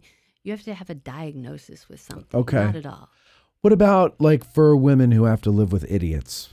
Like Cindy might want to go. That could be a new program we add to our new facility. We might have room for that. Girls with idiot guys, and they get to go and deal with that, Just he leaves socks and shoes everywhere and his coffee cups. And it's like he doesn't see it? He can't just pick them up? We'll put him in the room with Thelma and Louise with socks everywhere, and he can't leave until he's taught the horse how to pick them up. Well, yeah. You give me a horse that I could teach to go pick things up. I would love that. That'd be amazing. I will tell you about an exciting program we're in the process of putting together. I'm really excited. One of our newest ones we'll be adding in hopefully by the end of this year, and we're working on putting it together with hopefully a donor as well. And it's called Horse Tales. Okay. And it's for elementary readers. And so we have 2 components of it.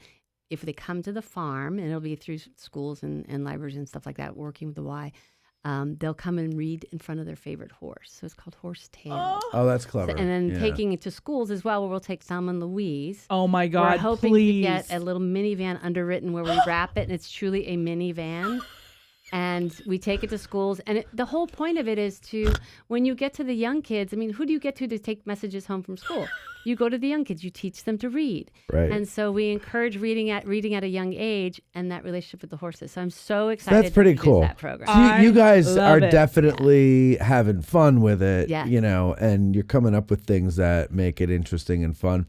I always thought, and I'm by no means an expert on this at all, but I always thought that not every problem, obviously, but a lot of the problems that people have today are maybe exacerbated by not getting them out into the world and doing things like this.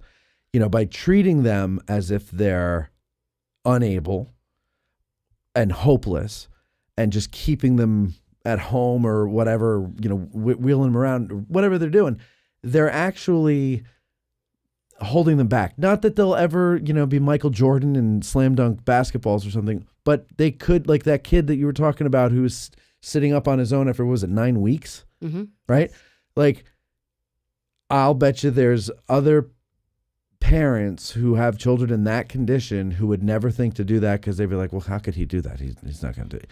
You know what I mean? And so I think like doing things like this is a great thing to do because there's still a person there. There's still a mind. They want to get involved in things. The programs that we have are as much for the families as it is for the student itself. Oh, yeah. That's a good point too. Because when you spend your 24 hours a day, and again, there's all levels of disability. So we're speaking to the ones that are obviously on part of the spectrum there. And when as a parent, the families that some of our families, we get them for 1 hour. This is 24 hours a day for them. 24 hours a day. You can't go take a shower. You can't just go do those things that you and I take for granted. Right. So this is 24 hours a day for them. So when they come to this as well, they also get to be around other parents that who can be a support system for them as well. Right. And that's huge. It's huge. It's absolutely huge. And so it's not just the veteran with PTSD or the child with this diagnosis. It is of all levels. And our summer camp, for example, that's one of the things. Most of the kids that come to the summer camp, they're in those situations, for example, their parents are getting divorced or they're just struggling with school or something like that. That this type of, it's a 5-day program, it's a day program where they come in the morning, they're there all day long, and they do everything from painting horses to there might be some Bible lessons to other things around the farm and learning that. And the new farm has a big pond. We're excited. What do you mean painting horses? So we paint the horses. Like, for example, last week, our program director. Like with war paint? Well, we teach kids the parts of the horse. Okay. And obviously the paint is washable. Yeah. So last week or the past weeks when we've had the exorbitant heat numbers, the really high heat numbers, and it was just too hot. We normally have to cancel classes. Our program director and her staff, they thought outside the box. So instead of canceling, they got the hoses out, they got the paint out, brought the horses out, and the kids painted on the horses and learned the different parts of the horse and that sort of thing. So it changed, but it still gave them what they needed. So it's not just about coming and playing with an animal. Right. Yeah. To them it is. Right. Yeah. Exactly. Yeah. There's something else going on there.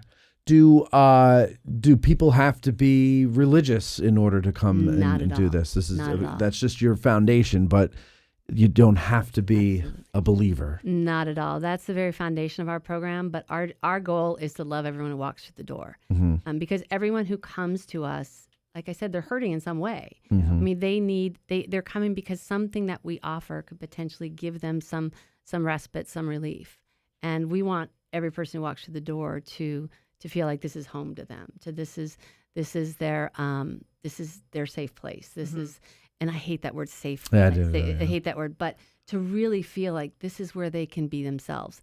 One of the exciting things when we're designing this new facility, and I'll show you pictures later, but we're designing this new facility. we partnered with this extraordinary company. Let me first preface this real quick. Conewaga Enterprises won the contract on this, and so we're really excited to work with them. Mm-hmm. And they're amazing people as well. We had several other bidders on it who were just as strong, so it was a very difficult decision. But another partnership that we did with is a company called Classic Equine Equipment. And if you're in the horse world and you look at their quality, they're very high-end, gorgeous, gorgeous, gorgeous equipment. So our entire barn is going to be outfitted with their materials as a showroom for their products. But someone said, why would you spend that much money when you can go to X farm store and get it much less? And I said, because you know what? Two things. Those 200 volunteers you talk about, last year they donated over 7,200 hours. They had a choice to donate anywhere. And they chose repeatedly to donate to Shining Stars. That's almost $250,000 in donated time by those volunteers. Then you look at our families who, again, like I said, in some way they struggle every day with something, whether it be personal finances, personal struggles, their children, all the things they're going through, the doctor's appointments. We want them to walk in our place and feel like this is their home, that extra thought was put into what that horse stall looked like, what that room looked like. Yes, we could do it for cheaper. But they deserve the better. But they deserve the better. Yeah. They deserve this opportunity to have this be their second home, to have this be a place that they're proud of going to, and to have those volunteers continuing to want to come back and give us another $250,000 in donated time. Yeah. I think that's I think what you guys are doing is beautiful, and it's a really nice thing. And I'm almost tempted to try to force time into my schedule to volunteer for this. I would volunteer with you, but Yeah? it would require, I don't know. Can you come volunteer at weird hour? Well, see, that's the thing. We have like the horse volunteering where you have to be there certain times every week. Yeah. However, we have lots of other opportunities. Yes. Right. Yes. We'll just have to come and visit and check it out. If you'll allow it, I'd love to expose Casey to one of his biggest fears and see if he can get over it. Therapy. Yeah, that would be good. But also, ladies and gentlemen, if you want to get involved, you got an event coming up. Very excited. It's such a fun Boots, one. Bolos, and Boogie. Boots, Bolos, and we It's a call it our high-end hoedown. It's a casual high-end hoedown, according to this here, with barbecue, music, dancing, stagecoach, and an opportunity to learn more about Shining Stars and support the nonprofit. September 7th, 5 p.m. to 10 p.m. Ooh, that's a long event. And who's doing the barbecue? Mission Barbecue. Okay. Oxford Hill Manor Barn is at 827 Hanover Street in New Oxford. Very nice area out there. Tickets are $65 and can be purchased on their website. Shining Stars TR. As in therapeutic riding. Shining Stars. There you go. ShiningstarsTR.org or by contacting Pam directly at 717-451-9509 or emailing Pam at SSTRMAIL. SSTR Mail. Shining Stars Therapeutic Riding Mail.org. Okay. It's really fun. You literally put jeans on, put your cowboy boots on. If you don't have them, put your favorite sneakers I have on. them. Come on in, wear your hat, and it's Got a that fun, too. fun time. All right. And Thelma and Louise, either Thelma or Louise comes too. I don't even know if you want me to be there. No, we do. Because Cindy, do we have something on the 7th that sounds familiar to me? I was obnoxious.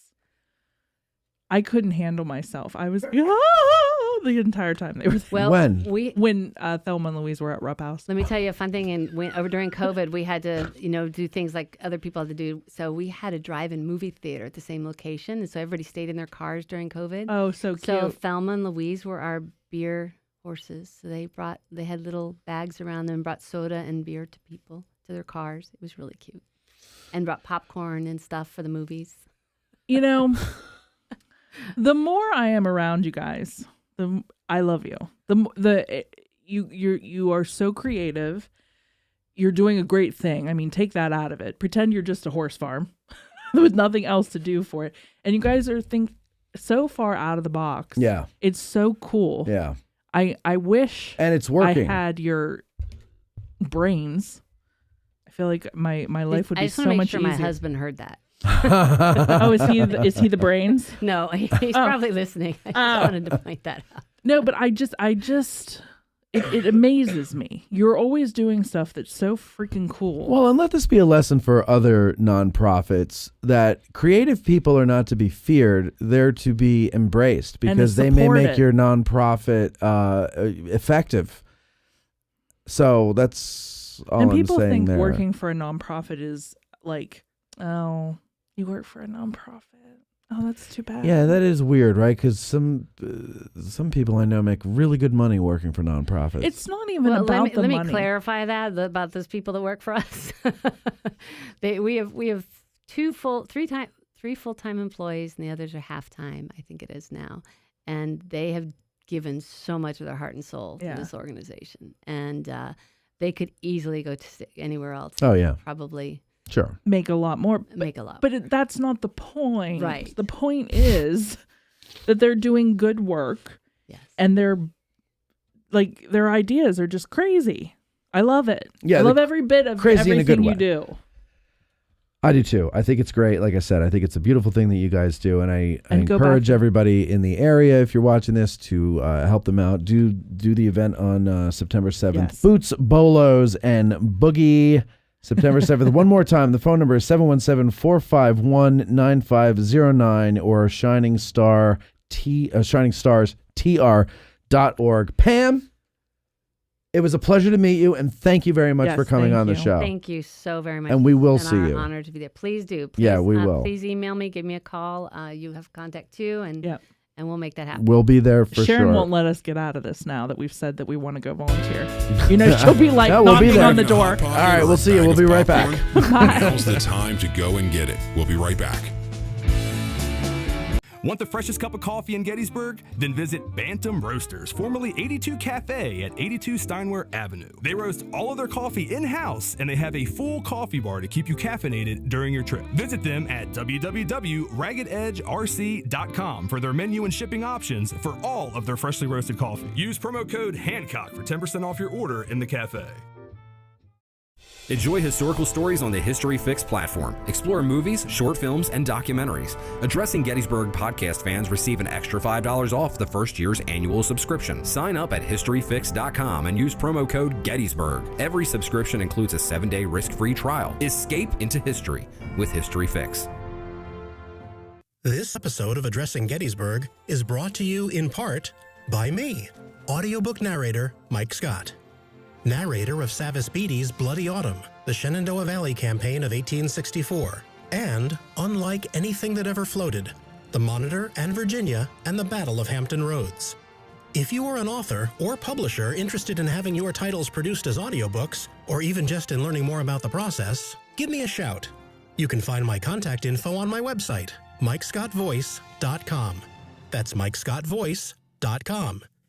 The 1863 civilians of Gettysburg were reluctant witnesses to the Great Battle. Join Ken Rich, the man in the red shirt, for his historic town walking tours. You could book these tours by emailing ken@gettysburgtownhistory.com. That's ken@gettysburgtownhistory.com. And when you're in town, look for the guy in the red shirt.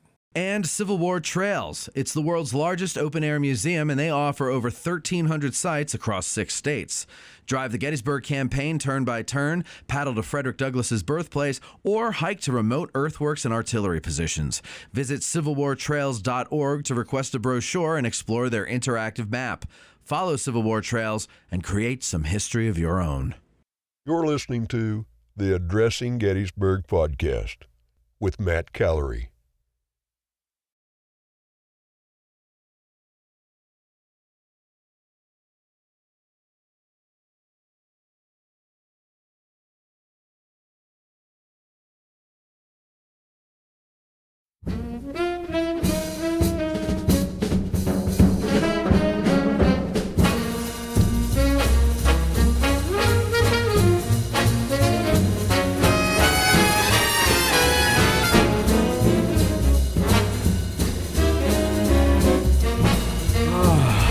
Okay. Man, I'll tell you, the walk tallers can sound like Count Basie or anybody you want, really. Hey, back in February, we did something with our friends over at the Seminary Ridge Museum and Education Center, and we said we were going to do it again in August, but they had to reschedule that to September. September when? September 21st. What time? 6 post-meridian. Save the date, ladies and gentlemen. We can't register yet, but I want you to know that it's coming. So save the date. Put it on your calendar. Don't make any other plans. Also, we'll get to that after this. But it's at the Lutheran Seminary Refectory Building where it was last time.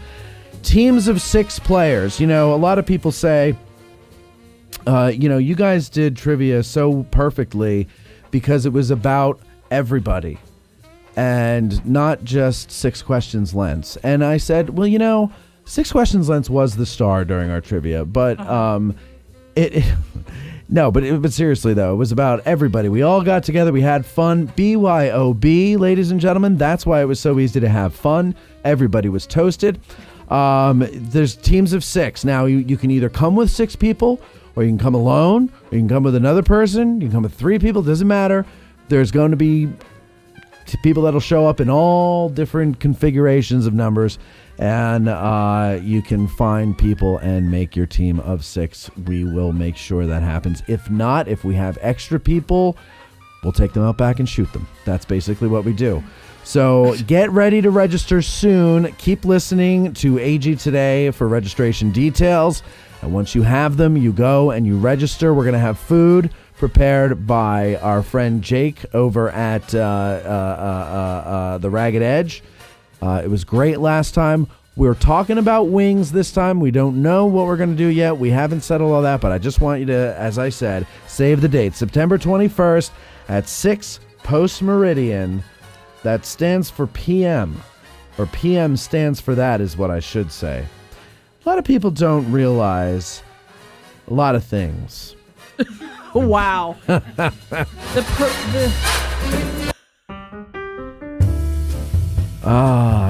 Oh, jeez. Ladies and gentlemen, Addressing Gettysburg and Bantam Roasters are excited to present a brand new offering to the AG Getty's Nerd trademark community. If you're a coffee lover, or you know one, pick up a bag. A bag of what, you say? A bag of Little Ground Top, and pick it up today. I want to tell you how delicious it is. How delicious is it, Matt? Oh, I'm sorry. I turned your mic off because you... How delicious is it, Matt? Oh, Bethany, it's so delicious. You want to know how delicious? I do. Well, tell me what your brain conjures up for deliciousness when I say this. It's expertly roasted by the amazing team at Bantam Roasters in Gettysburg. Does that give you an idea yet? It does. Well, I'll give you more of an idea. Okay. This blend features notes of cacao, wildflowers, and toasted sugar. And if you've got an exquisitely sophisticated palate like I do, you'll also detect notes of black pepper, curry, cayenne, honey, and whatever else I forgot to wash off my spoon before I stirred it. It's available in the whole bean or in the ground. Not in the ground, meaning the below our feet, but you can get it ground, and then they'll say to you, how do you prepare it? In a drip or in a Francais press? And you tell them, and they ground it accordingly, because apparently there's a difference. I didn't know that, but they know that. You know why they know that? Because they're Bantam Roasters. And that's their job. They're the experts. I'm not the coffee expert. That's not my job. It's their job to be the coffee experts, and they do it well. So go to addressinggettysburg.com/cafe to order your bags today. Or, you know what you could do when you come to town? You stop in at Bantam Roasters over at 82 Steinware Avenue. So that's either addressinggettysburg.com/cafe or Bantam Roasters. By the way, they sold out this week. Again? And, this weekend. Wow, that's awesome. And that is awesome. We've been doing really well with it. Now when I say they sold out, I mean they sold out on the shelves. You can always order it online. Mm-hmm. They fulfill the orders every Friday. They bag them every Friday, and I believe they ship them every Friday too. So, you gotta figure that way. But that's what you get when you go to addressinggettysburg.com/cafe, or you just walk into Bantam Roasters. The problem is, make sure you walk into Bantam Roasters on Friday night or Saturday, because by Sunday they could all be gone. Hey, Jack. Hey, listen. They could all be gone, Jack. Gone. Folks, that's no lie. They could all be gone. Oh my gosh. Bantam Roasters, 82 Steinway Avenue.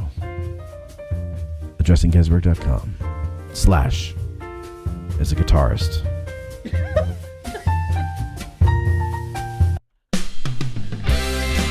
Hey, the studio line costs us money, so use it. Call 717-420-1978 to join the discussion, ask a question, or whatever. Just stop us from wasting money on the damn phone line. Oh, we're back. I am here, and I went to the doctor yesterday. I said my throat hurts real bad. She said, oh my, it looks real bad. And then she wrote a prescription, and then I went and filled it. She said it was strep, and then I said, how can you tell without a culture? So,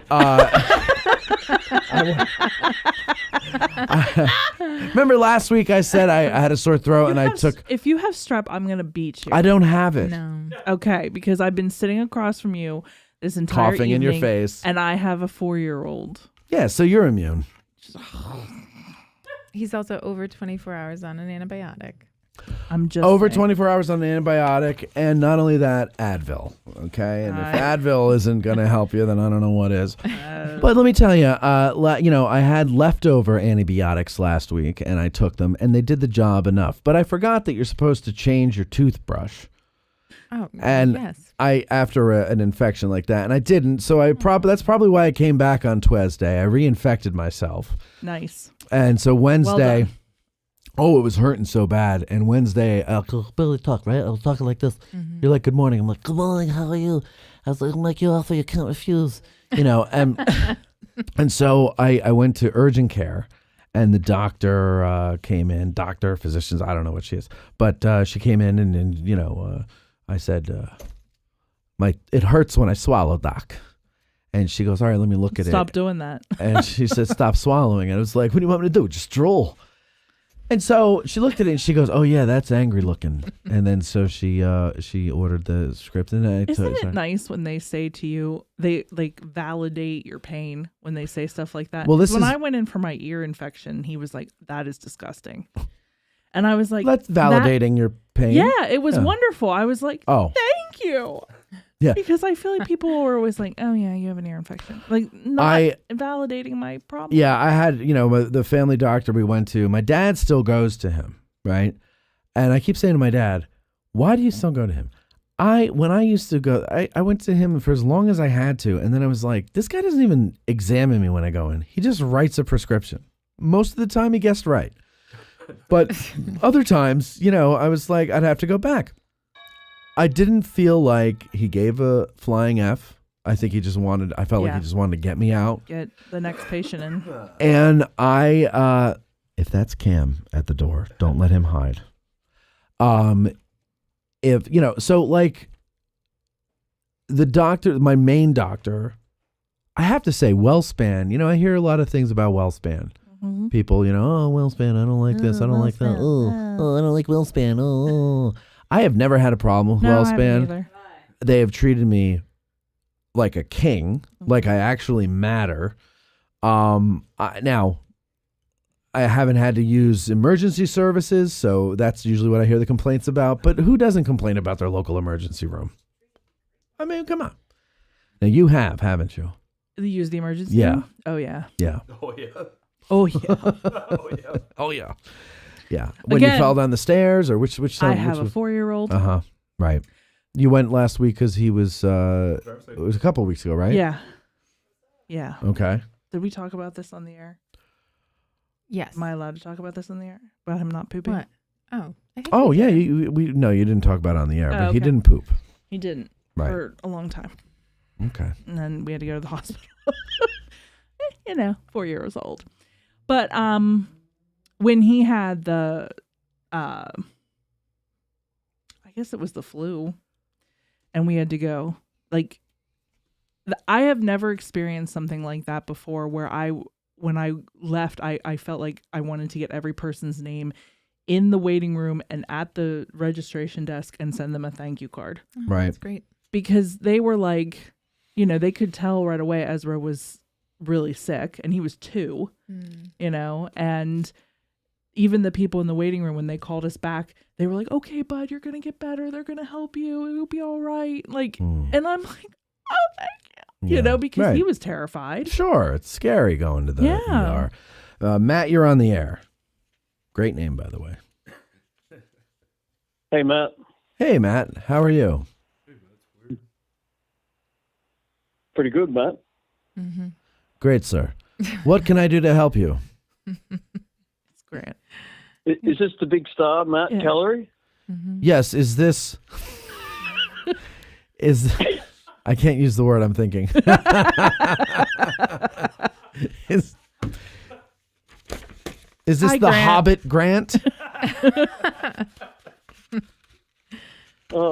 That's a compliment where I come from. I know. Hey, so here's what the talk to text said.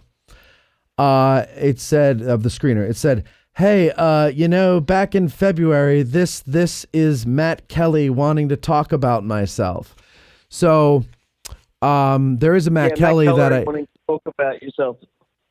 Right, I just read that. So, there is a Matt Kelly. Subject. What?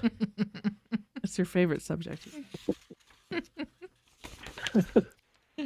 How are you doing, Grant? I've missed you over the last month. I do like your... I wish I could say the same. How are things down under? I'm so happy to be conversing once again with the greatest history YouTuber there is in the business. Exactly. Well, at least that's what you tell me all the time. Well, I also part of that deal is that you shut your mouth. Otherwise, I want my $60 back. Okay, you say that, and you don't pull back the curtain. Is what I'm saying. Don't tell them that I told you to say that. Enough. Paying you to say that, technically. Well, you're always sending me these messages saying you want me to talk you up and call you all these great things. So here I am. Because Americans believe things more if they hear it from a foreigner. Oh yeah, because I get it, mate. Because foreigners are that much smarter and more. That's right. Well, but that's the thing, Grant. That's what Americans think because they're dumb. So they think that the foreigners are smarter because they have funny accents. They realize. No, I'll just believe anything. Funny accent, I agree. I'll believe anything with somebody who speaks in the same accent as Chris Hemsworth. Do you know Chris Hemsworth? I actually live only about an hour away from where he lives, but I don't know him, obviously. Obviously. What do you do, Matt? For Matt, Grant, what do you do for a living? You do video work for a living? Well, I'm independently wealthy. I spend most of my time volunteering to help the elderly. Help them what? The elderly people of your age. Aren't we the same age? No, the clock's ticking, Matt, and you're only going to be older, mate. I'm always going to be younger. Well, that's usually how it works, Grant. Yes, that's true. Grant, and I don't have all the stress of I've aged better, so. Well, that's also true. Well, because you do the surfing down there, right? You're big into surfing. Not at all. Did you get picked on in high school, Grant? Tell me about high school. Do they do that in Australia? Do they pick on each other? No, not really. When you're the smartest, the most handsome, the most popular, you don't really get picked on. No, I know that. That's my life. But what about you? Grant sits alone in his basement office, watching a dress in Gettysburg. He picks up the phone, hears a dial tone, dials and gets down to his work. Tra la la la la. Grant makes fun of Matt. Tra la la la la. Calls him My job. Tra la la la la. He tries to make Matt cry, but he never wins. Because Matt's an awesome guy. All right, Grant. Why do you put that lie on the end there? What? Oh, okay. You never called me bald and fat. Grant said to me... that you're an awesome guy. That part, I don't believe that at all.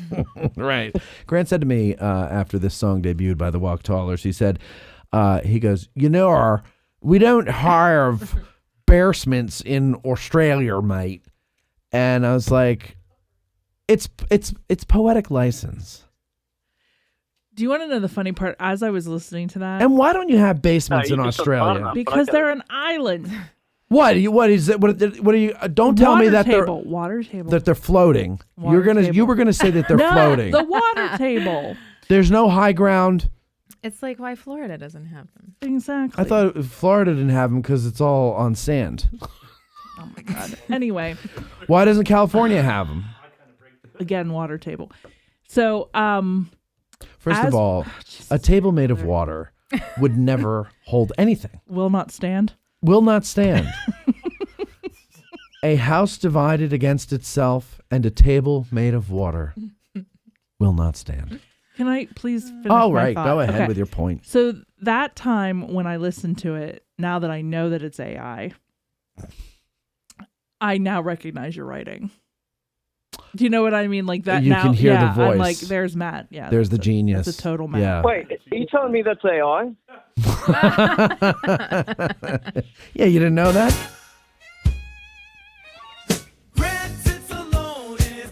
Did you think it was Earth, Wind, and Fire? I thought it was some Greek band. Greek band. Some Greek band. By the way, that's what I was going to ask you, Grant. How is your Greek girlfriend? Does she still hate Bethany?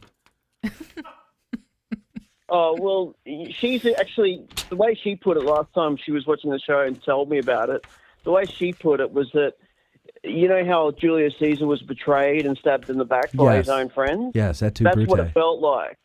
I haven't heard her, after her Beth's hate on Greeks.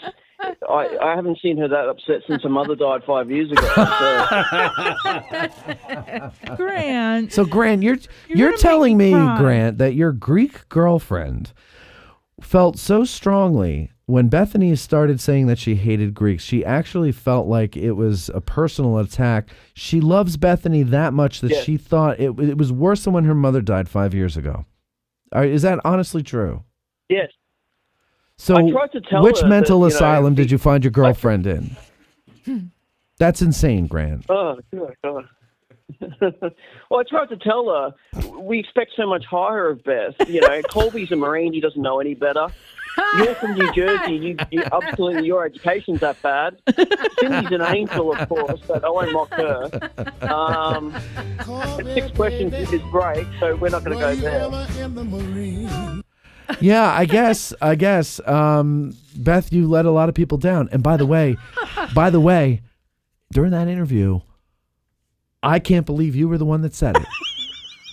I can't believe you were the one. I didn't say it. You practically said it. I was trying really hard not to make a self-deprecating joke, and I said, you know what? I'm going to be the adult here, and I'm going to leave this one alone. And Bethany was the one. Listen, here's the deal. My love for you is immense. Yeah, and right. So therefore, I feel like this camaraderie we have, I can say stuff like that, and you will take it in the spirit in which it's intended. No, that's not the problem. That's not the problem I have. I know. Of course you can make those jokes at my expense. But it was during an interview. I know I'm a horrible person. It was, I couldn't help what it. they call insensitive. I ate a lot at one moment. Okay, that's fine. Oh my God, my gut hurts. She housed it. I housed it. She housed that loaf. I could house that loaf. Remember, I'm a horrible person. I'm from I don't know what else to. I'm from Clarion. What was I doing there? I don't remember what you were doing there. By the way, Matt, that's the best microphone position for you there. Blocking my face? Yeah.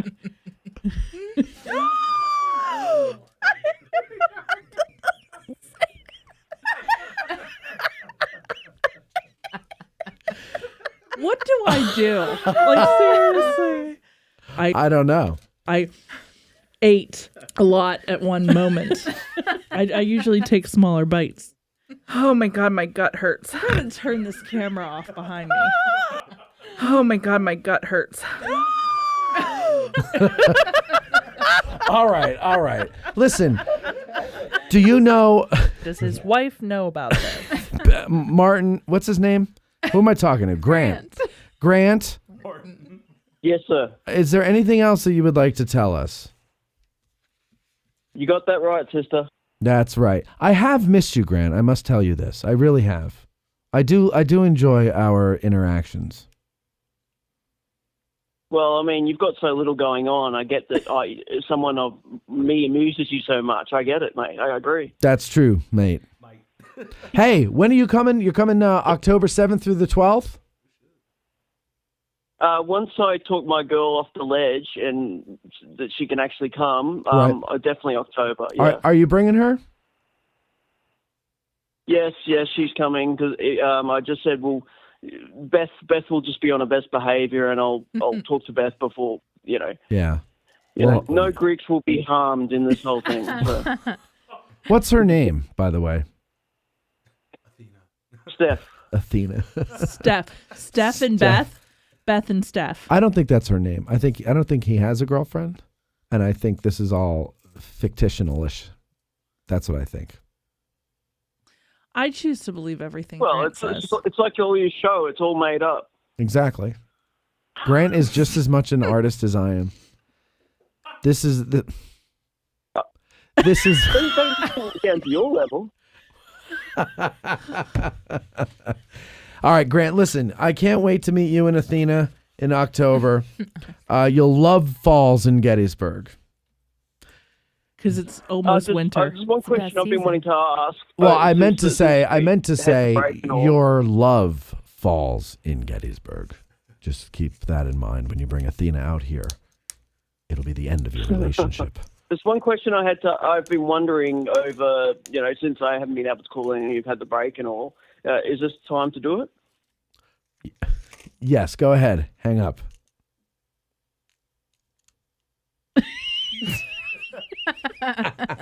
He's so predictable, Grant. I'm still here. Oh, I didn't predict that, Granty. I didn't predict that. I'm still here. Oh, that's funny. You are a hobbit. Hey, yes. Hey, Matt. What's that on your face? I don't know, Grant. What does it look like? Now he hung up. Okay. All right. Finally, we got rid of that little mouse. Okay. I'm going to ban caller. There we go. No. All right. Listen. The chewing. I'm not going to chew. Sorry. I'm going to up my cheek. There we go. All right. So I got to tell you this before we get into everything here. And by the way, the microphone's open in the back if you guys want to join in the conversation. We were supposed to close on the house today. Yeah. And everybody had everything in order, ready to go. What are you doing? Everything up here just moved. Oh, that's because the air came on. Oh, it scared the shit. I'm like, oh my God. No, that's another one for the. You're giving me good stuff on the board here. All right. So anyway, so we're supposed to close. Everybody's got everything in order. Yes. The mortgage company, the title company, the realtor, the selling realtor, the buying realtor. Everybody's got everything in order. And they're saying, okay, we're just waiting on the appraisal, and then we can move forward. We were waiting on that for We were waiting on it, and then finally, it was Monday.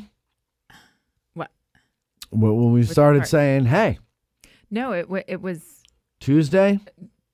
So we have been saying hey for a little bit, and then it was Tuesday. Yeah, we were saying hey, and then the mortgage lady's like sometimes it takes well, longer. It takes a while, but we'll get it before. And then now it's getting down to the wire, and we're like, hey. Yeah, so Monday I started saying something again, and then Tuesday everybody started saying something, and by that point I was not pleased. So then we find now. So there's all these weird laws and rules in real estate and everything like that. Yes. And this is what we can understand. I think we can understand this. The mortgage company works with a management company. An appraisal management company. Which is now that has a network of appraisers across the country. Yeah. So they say, we need an appraisal on a property in 17325 or whatever. And then I guess they got all the people that they work with there. And then somehow it gets to. I told you to talk to Dad. I'm just saying. He's an appraiser? No. I told you that he was in that whole world. Yeah, but he's an appraiser? So the appraiser has to be hired by the lender. Right. And the issue is that our lender is, well, it's not the issue. Well, wait. Okay. So they get an appraiser, okay? They got one. We don't know who it is. Now, we had to pay. 3 weeks ago, we paid, okay? 3 weeks goes by. And then when was the appraisal done? The appraisal inspection was done on July 29th. The appraisal inspection was done on July 29th. Okay? We're supposed to close on August 15th. Plenty of time. August 12th, 13th, we're starting to call around saying, yo. Yeah, like scenario. Isn't this an issue? What's right. happening? Sup Why with don't dat. we have it? Sup with dat. So, I mean, the first thing was that they told us to expect it, whatever that following Monday was, like the 2nd or 3rd of August. Yeah. No, the 29th, and then the following, the 5th, maybe. Something like that. So they were expecting it, logged in, saw that the inspection was done. Monday, Tuesday, we'll have it. And then I heard nothing for a week. Because, like, if you're going to, you got to have the appraisal. Yeah. You need to have that. The mortgage company needs to have that. Yeah. Otherwise, you got if it's too out of whack, you got to go back to the drawing board. Yes. Almost, not exactly, but almost, right? Okay. So anyway, so the mortgage company can't call the appraiser because that's illegal, apparently. Yes. Because that would be influencing. Yes. Okay. Wonderful. So who the frig can call the goddamn appraiser? Well, the appraisal management company or the buyer. Right. So then our realtor and like a bunch of other people apparently had like called this guy Seller's realtor, times, right? The appraisal management company. Everybody calling in. And finally the guy calls Cindy. Yeah, because I left him a voicemail. Right. So we'll do the conversation. Oh my God. I'll play him, you play you. Only imagine what that was. Okay. I'm going to play him, you play you. Okay, ready? Ring, ring, ring, ring, ring, ring. He needs you you're to calling answer the me. phone. You're going to be you. So I was very nice. Hello. Yeah, this is, beep. What's up? This is not how it went, though. This isn't a history class, okay? Listen. Oh, boy. So I said that I was at that gum chewing. I was calling to get some information. I'm sure you've spoken with many other people. Oh, yeah. I'm hearing from a lot of people over here. And, well, basically, I'm just trying to find out what the timeline is and when can I get that? Well, listen, I'll tell you this. It's not like I'm sitting here on my laurels, just sipping Mai Tais on the white sand beaches of the Bahamas. You know what I mean? I don't even like the Bahamas. I'm more of a Miami kind of guy. Okay, so I don't know where to go from here because you're not leading me where I need to go. Just go natural. Well, do you want me to tell the story? So basically then I said, well, what can you tell me? Because you're supposed to tell me some other information in there. Well, I could tell you this. I did what they told me to do, but No, you didn't. But I didn't because I got to look. I'll put it like this. They wanted me to do this one thing. They wanted me to do it as a commercial property. He didn't say that. No, they didn't say that. I said that they wanted me to do it. They wanted while me to do it in a way I'm handstands. not allowed to do it. They wanted me to do it in a way I'm not allowed to do it. Right. And I got to protect myself. So I'm just going to take your money and not do anything about it. I ain't going to tell you nothing about it. And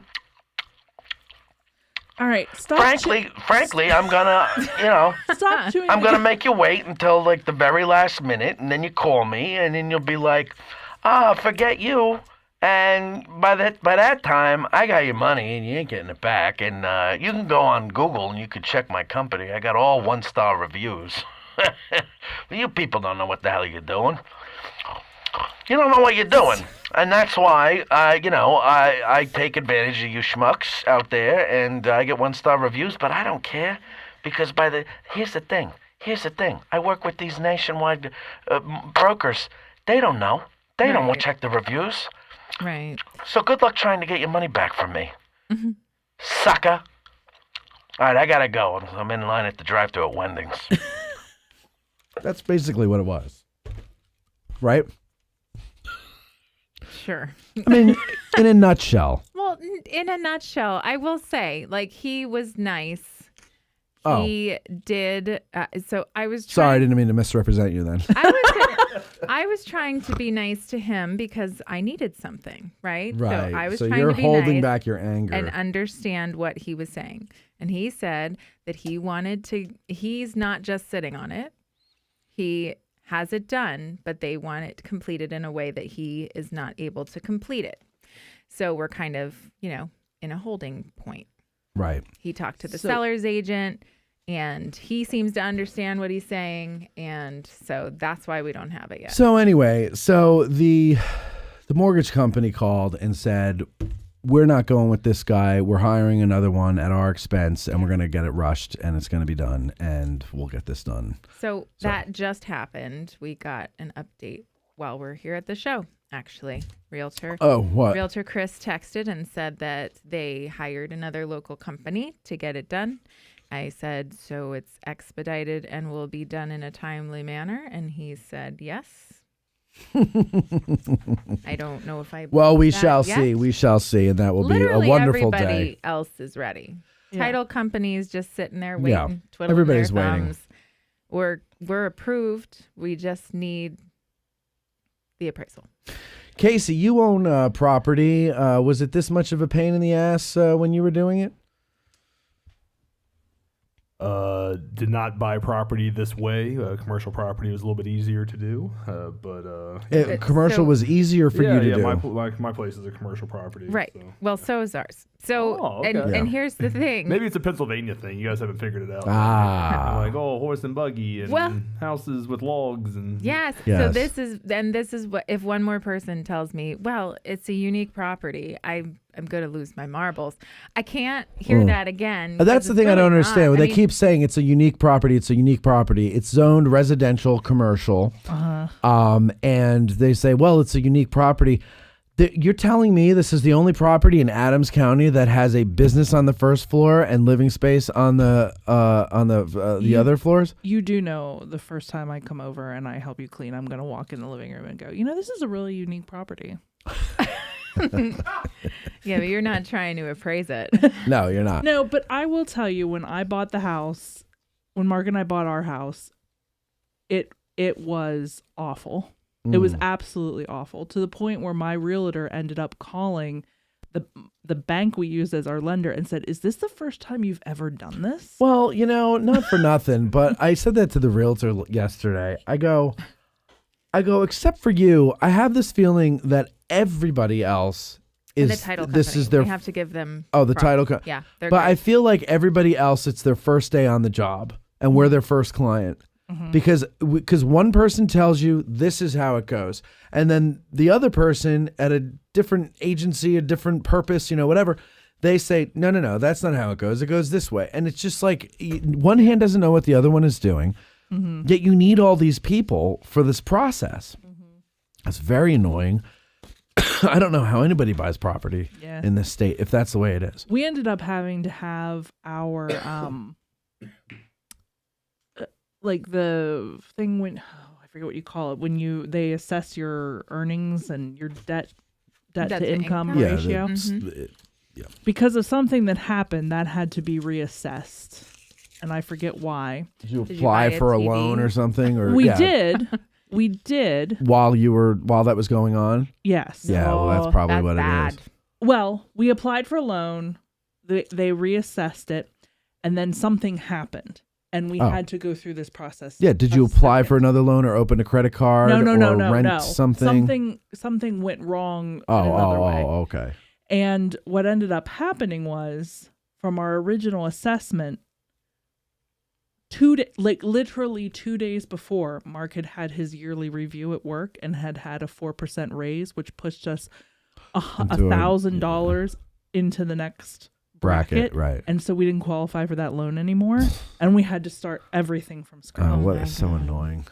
Yeah. So well, annoying. And that's part of it too, is that the way that they appraise this property, because of it being an FHA, makes a difference. Yeah. And so there's a lot of factors. Anyway, so that's the people who've been asking about the house update. That's sad. it. We're That's it. We're sad.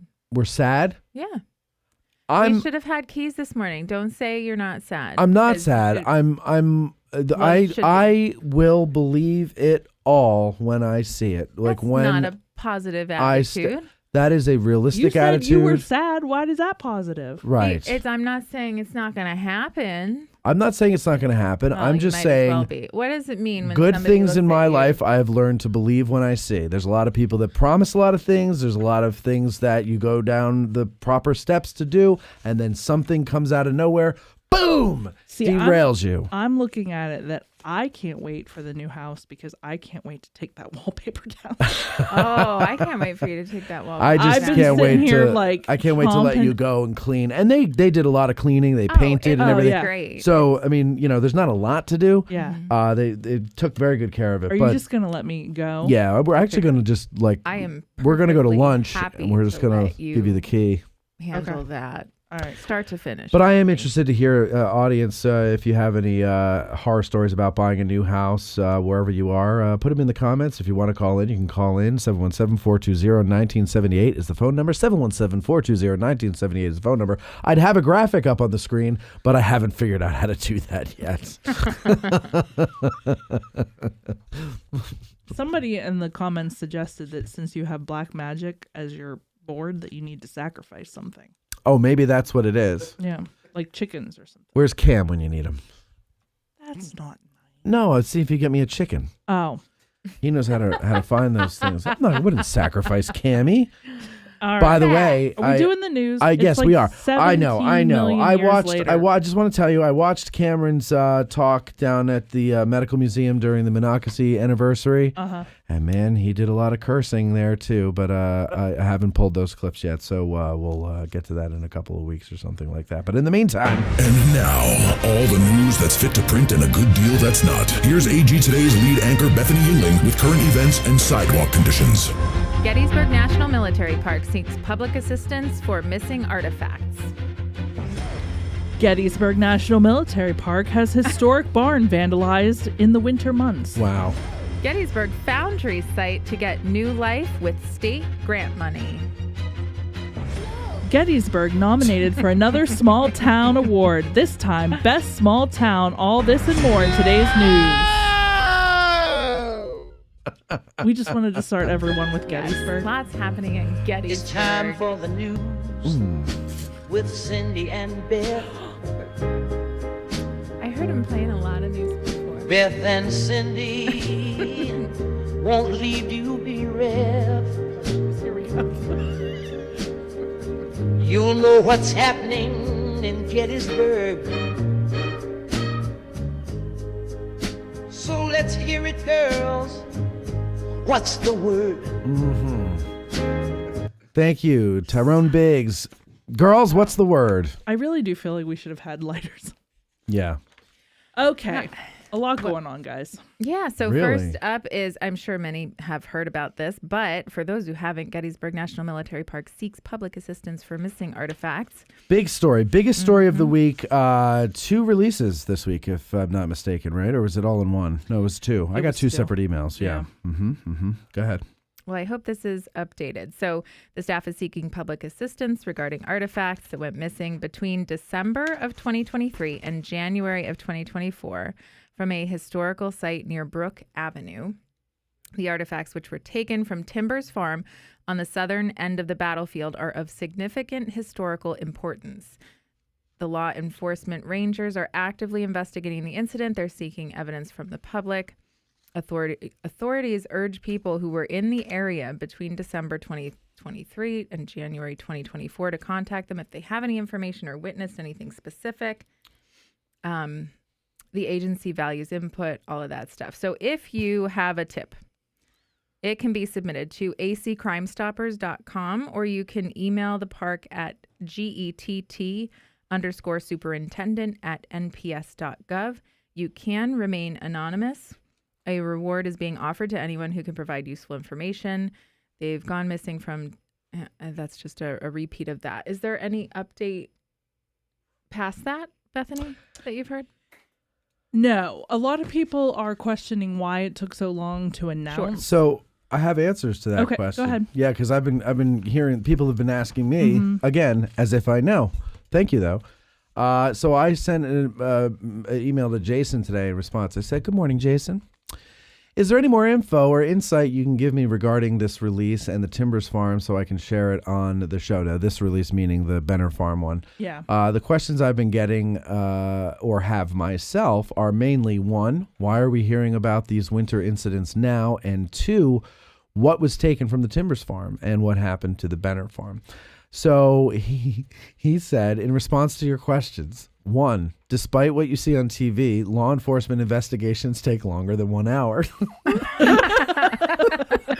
Two, this is still an active investigation. We can't provide further details, photographs, as that would be detrimental to any tips received from the public. Now, I have my sources, so I know what it is.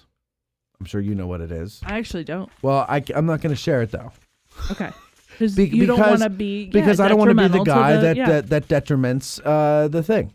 Do you detriment something? I don't know what it means or what the word would be, but my point is this: the person I asked, I said, "What was taken from the Timbers Farm?" And he said, "What do you think could be taken from the Timbers Farm?" And I said, "That's what I thought." Okay, so that's as cryptic as I'm going to be on that one. And the Benner one, he told me exactly what it was, and that one is stupid on the part of the perpetrators and disappointing for people who like. What the hell was that?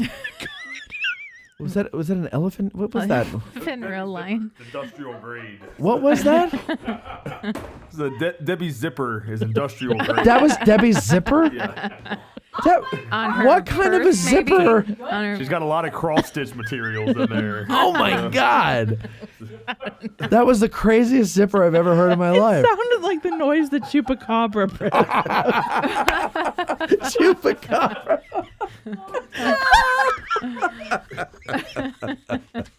Anyway. Oh, shit. Chupacabra. God. That was the weirdest sounding zipper I've ever heard in my life. So I do want to point out that the Timbers Farm. That's what it sounded like in my ear, bro. I don't know about I know, you. really, truly. That's why I said it's what the Chupacabra sounds like. This is like this little thing. Okay, go ahead. Chupacabra. The Timbers Farm is a ruin. So like if you're sitting there thinking in your living room or wherever you listen, bathroom, whatever. On the John. Where the heck is the Timbers Farm? It is non-existent, and it's kind of like if you look past where the triangular field was. You're on Devil's Den. Yeah. Out in front of you is the triangle field that goes down to a valley where there's the old railroad path, and then it starts to go up again. It's as you're going up on the other side of the railroad path. You can't see it from whatchamacallit, because as you say, it's only the ruins of the foundation. It's the foundations basically of the house and there's like one wall, I think, of the barn. Yeah. And if you ever get a chance, look up the history of said farm, because it's actually very nice. It is. So, but anyway, that's not the only bad thing that they had to report. And this is what makes life so sad, is that there was a historic barn vandalized on the battlefield as well. Also between February 13th and February 19th of this year. It was the Benner Barn, located at the Josiah Benner Farm in the northern section of the battlefield. They're asking that anyone who is in the area of the Benner Farm between February 13th and 19th to contact park officials. They're, again, not giving a description of the damage done for investigation purposes. I do love that Jason said, unlike on TV, it doesn't take an hour. I know. Jason is sarcastically deadpan, which I love about him. Well, no, he's got a great delivery. Yeah. Yeah. Yeah. The release also did not share when the Park Service was made aware of the vandalism or how the investigators came to that time frame. But I can tell you this. When we were there, we did cleaning there for July. In July, it was all put back together. We didn't even notice there was an issue. So it was fixed. Or June. We did cleaning there in June. But so don't they have cameras out there? I would figure they would have cameras. Now, I shouldn't. I'm not going to say, but I do think about cameras, but I think they use that for seasonals. The farm itself, they have seasonals stay there. Well, I mean, I was there years ago and it was empty. So I don't know. Maybe they not. might now. Okay, never I'm mind. not sure. But anyway, and then it's also across the street from like modern day houses. Stuff. So I'm surprised nobody heard anything or whatever. Or saw anything, yeah. Or saw anything, but yeah. But if you know anything, again, call the Adams County Crime Stoppers hotline at 717-334-8057 or email the superintendent email that Cindy mentioned earlier, which isn't in, get_superintendent@mps.gov. Adams County Crime Stoppers. Stopping crime in Adams County since 1962. I was going to say 1862. Oh, since 1862. 63. And Debbie Zipper goes, All right, next then. All right, so the Gettysburg Foundry site is to get new life with a state grant and loan. Now, and this was interesting because I actually don't know anything about this.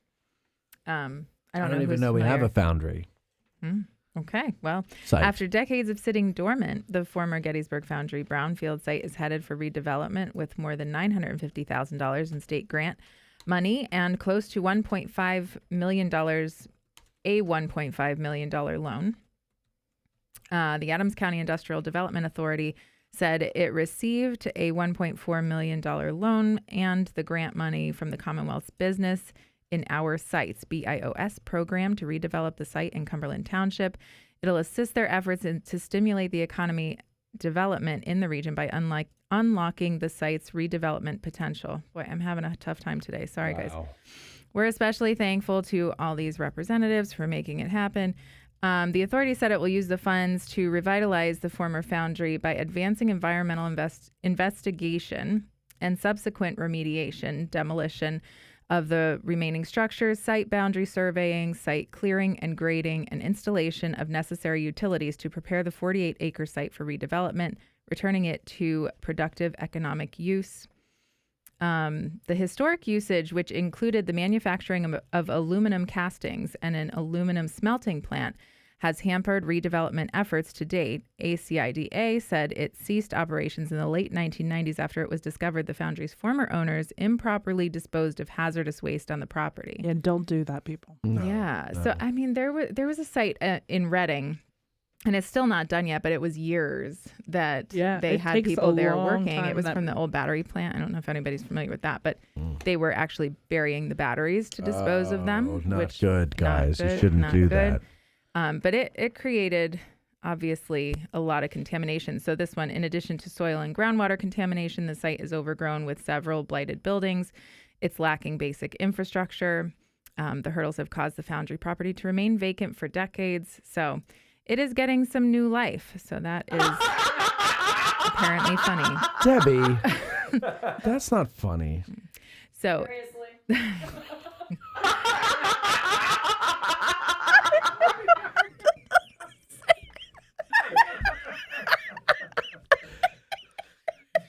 go for it, Beth.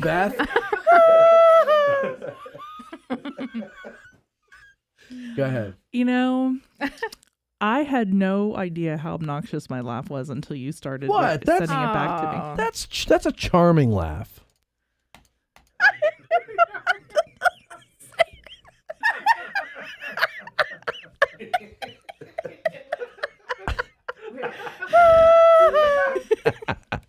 Yeah. I like that. It's better than this one. I still don't think that's me. More people are dying in horrible ways in Gettysburg, Pennsylvania. So mean to me.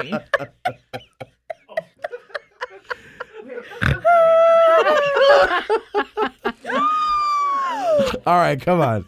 Stop messing around. You stop messing around. 7 Pennsylvania towns were ranked.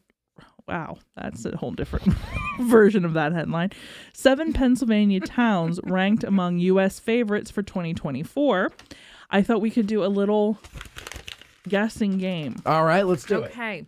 Do you need guessing game music? Several of them are local. All right. Well, like in this area. Mm-hmm. So I'm going to take out the most obvious one. Gettysburg. No way. Okay. Yeah. Now, wait. All right. So start this again now. What are we guessing? Can we know what number 7? that was? Or It not yet? just says 7. They're not ranked so much. Okay. 7 Pennsylvania towns ranked among U.S. favorites. All right. So let's go. Name what you think a favorite town would be. In the entire United States. Yeah. Lower 48 only? No, we're just dealing with Pennsylvania. Oh, Pennsylvania. Yeah. I'm going to say Lidditz. That is one. Yes. I'll take Littich for 300. Okay. So she says Lidditz. I'm going to say Westchester. That is not one. Damn it. I'm going to say Lancaster. Nope. No, nobody There would ever is say another that. one in Lancaster County. Ah. Well, I think it's in Lancaster County. I should look that up. Ephrata. No. All right. I'm going to say Altoona. Oh, Nope. no. Nobody would say that. Just trying to think of Pennsylvania's town. Wait. Small towns, right? Oh, these are small towns? Oh, it's in Monroe County. Never mind, I lied. Oh. Are they, does it say small town? Small town. Small town. All right. I'm going to say, go ahead. Your turn. Why are you saying Because go I ahead? realized it's your turn. All right. Well, I mean, I guess we'll just guess Camp Hill. No. Okay. Okay. I'm going to say Definitely not York isn't a small town. Nor's it nice. I'm going to say New Hope. Oh, interesting. Yeah, that's one of them. Yeah. All right, guys. All right, Thank you for anybody the in the applause. back have a guess? All right, anybody in the back? Commenting? Are you reading comments? Let me see. Okay, don't. Oh, No. No, nobody's Don't. commenting anyway. We'll stop looking. They're all like, They're we've bored. given up. Yeah, all right, go ahead. Anybody in the back? Okay, they're thinking.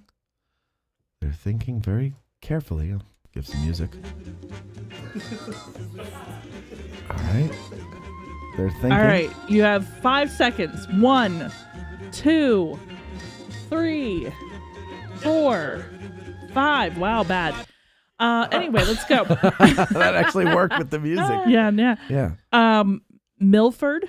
Oh wait. I was gonna. That was one of my other You ones. are so I full of lived crap. up there. No, you did. I not. did. You had opportunities to guess. She I counted know, from but 5. I knew Hope would be one of them because. New Hope. Or, I'm sorry, New Hope would be one of them because it's been one of them for a All long right. time. So, do you have any other thoughts that you're not sharing right Well, now? okay, so we got, what do we have? We have Lidditz, Gettysburg, Milford, New Hope, and there's 7 of them? Yep. Yeah. All right, so So 3 more. So I don't like that Gettysburg is on this list, and that's why it's like not. Why? It's turning to New Jersey around here because everybody's coming here because they see lists like this shit and they come here and they ruin it. Don't forget, ladies and gentlemen, the great American philosophers, the Waynesboro? Eagles. Actually, I'm in the No. I'm in the middle of preaching to the people. I'm listening. The great American philosophers, the Eagles, once told us, you call someplace paradise, kiss it goodbye. All right, now listen. Can I please move Hold on? on, let me 2 more. Let's do 2 more. I think we got to Are get there one any out by in Northeast Pittsburgh. PA? She doesn't. Do you know? Are any in Northeast PA? Hold on. I'm not 100% sure where this one town is. Sort of. Williamsport. No. Yeah, there's one. That's Eaglesmere. No. LaPorte. No. Well, it's not going to be Stroudsburg. No. Stroudsburg. Are you kidding? No, No, East Stroudsburg. Stroudsburg. No, Stroudsburg. Stroudsburg. Yeah. Really? Well, if Stroudsburg is on it, York can easily be on it. Yeah, Stroudsburg's not a small town. Well, it's also. How about West York? No. All right, what's the last one? Go ahead. So tell us we've the got last one. Wellsboro, Stroudsburg. Oh, I should have known that. And then my husband, when I gave him this list and had him guess, he read it off to me and he wrote, Ohio Ohio. Yes, I knew that. Oh, man. I don't know that at all. Ohio Pile. Shut up! But Ohippopile? Ohippopile. Where's that? I forget. I think it's out near home. I was going to say, is anything out near where you're from? Shut up. Well, I mean, honestly. Shut up. I think Ohio Pile is going out that way. yeah. I don't know how far out it is, but it is more. I think towards All right. Well, very good. All right. That's So I want to exciting read stuff this, there. the little Really blurb. exciting. I want to read the little blurb. All right, go ahead. Gettysburg, it talks about the battlefield and Eisenhower and all this stuff. Then it goes on. Gettysburg also captivates visitors with unique attractions that blend the town's rich past with contemporary culture. Dining at military-themed Hunt's Battlefield Fries and Cafe offers both a taste of local cuisine and a feel of the town's historical essence through its decor. So they're closing. Uh-huh. Yeah. Additionally, the eerie Welcome allure, to Gettysburg. The eerie allure of the Gettysburg Ghost Tours God provides damn an unconventional way to explore the town after dark, enhancing the visitor's experience with tales of paranormal activity tied to the town's historic past. Right. You goddamn mean dirty son of a bitch! Okay, so there you go. It's getting to be goddamn ridiculous. So there was an interesting story in national news today, but it's actually not like super far away. It's in the Baltimore area. So National enough. Baltimore area teacher is accused of using AI to make his boss appear racist. Oh, and I do man. want to point out, as a victim of AI, that I can understand how easily this can happen.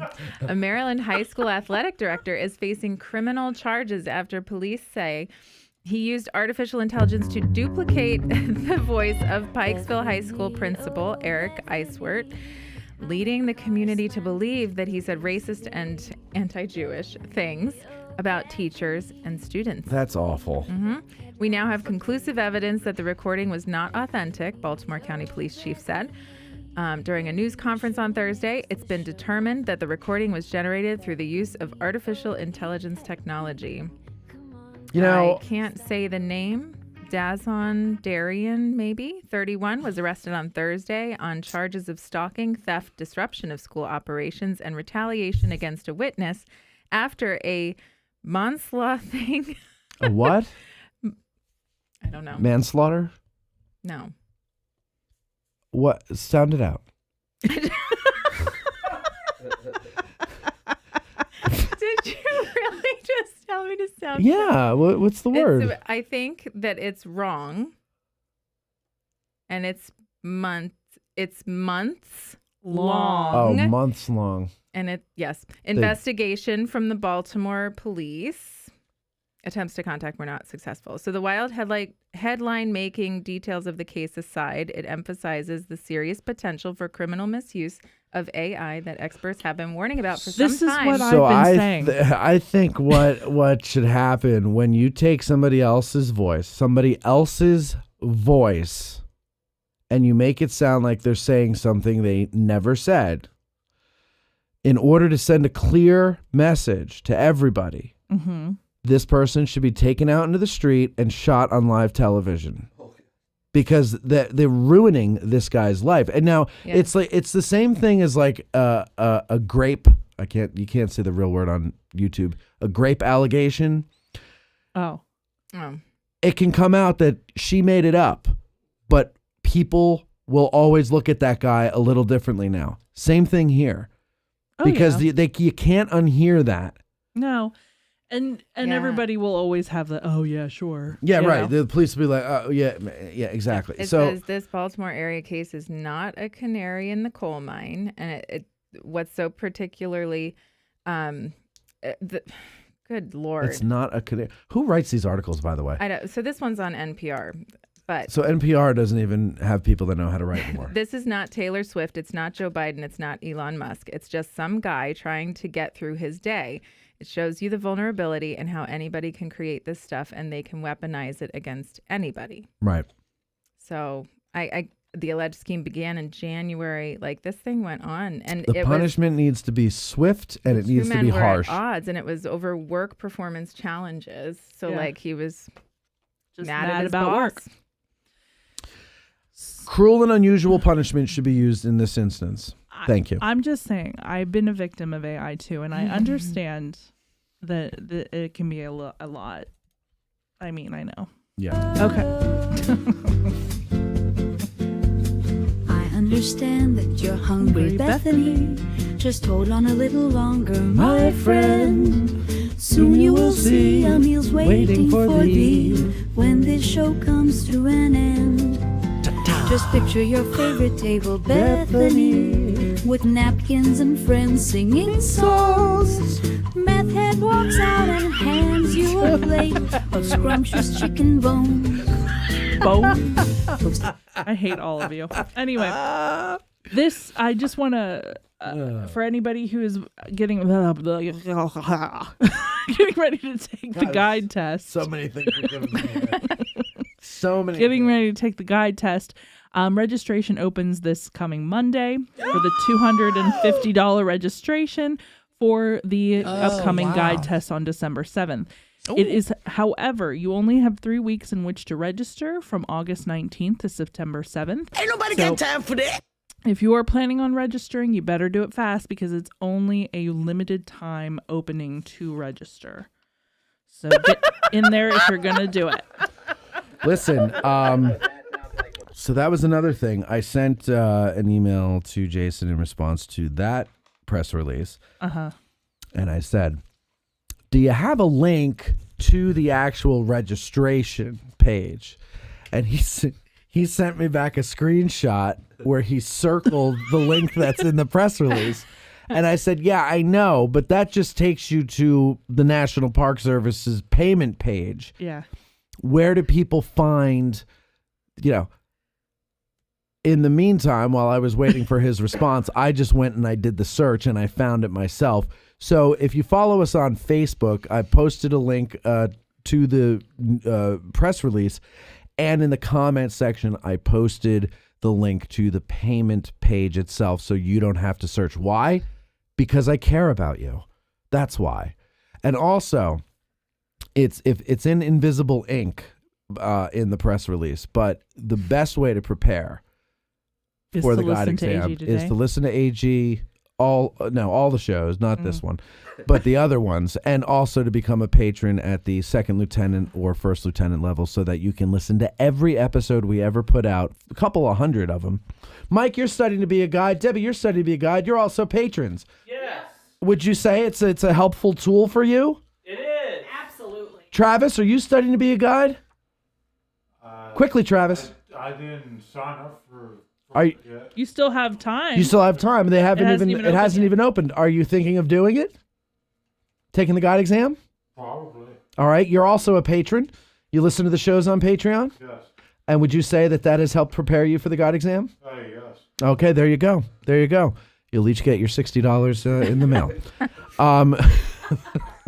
No, but really, Casey, are you taking the guide exam?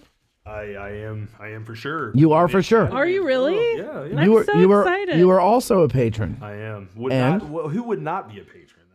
People with low intelligence. Yeah. And so you tell me now, do you think that being a patron and listening to all those shows has helped you feel confident? I think you could make the case that it is the singular most important resource created in the past 5 years. Yeah, I agree. Prospective guys. And you know what? You know who else agrees with Suck that? up. 9 out of 10 dentists also agree with what you just said. I agree, yeah. In the past 5 years, it is the single most important resource for people wanting to take the guide exam. So you go to patreon.com/addressing Gettysburg. That's patreon.com/addressing Gettysburg. Go ahead with the news, ladies. We're going to go on to events. Since things are getting a little late. All right. Is that me? That is not me. It is you. That is not me. It is you. Oh my God. Oh man!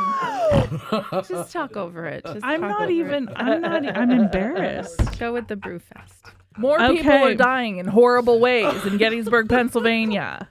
I usually take smaller bites. This weekend on August 17th is the 2024 Gettysburg Brewfest and Trail 5K.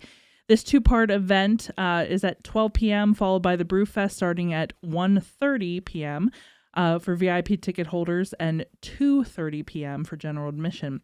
The 5K trail race will run or walk on the beautiful trail through the Daniel Lady Farm grounds. It is open to all ages. Brewfest, however, you have to be 20 plus. 20? It says 21. It says, I'm reading what it says here. Brewfest, join us for 20 plus local brewers pouring 40 plus samples, live music, house and barn tours, and much more. Brewfest attendees must be 21 years or older. I mean, there you go. Well, they must be 21 or older. You can buy a designated driver ticket, so you can get in cheaper and watch all your friends enjoy. If you are visiting the Daniel Lady Farm Brewfest, though, make sure you stop early. Between 10 a.m. and 2 p.m., the Architectural Salvage Warehouse, which is located right next door to the Daniel Lady Farm barn, you can go and browse their vintage items. So that is right next door and will be open at the same time. Okay. Young Entrepreneurs Day. Dun, dun.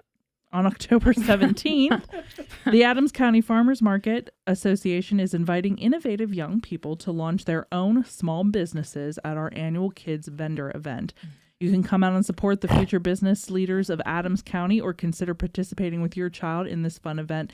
You can go on to their website, the Adams County Farmers Market, for more information or to sign up. But that will be during their normal business hours on August 17th. Yeah, that's this Saturday. Did you know that there's 50 kids that will be running 30 separate booths this year, which is the highest that they've had in their 5 years in existence?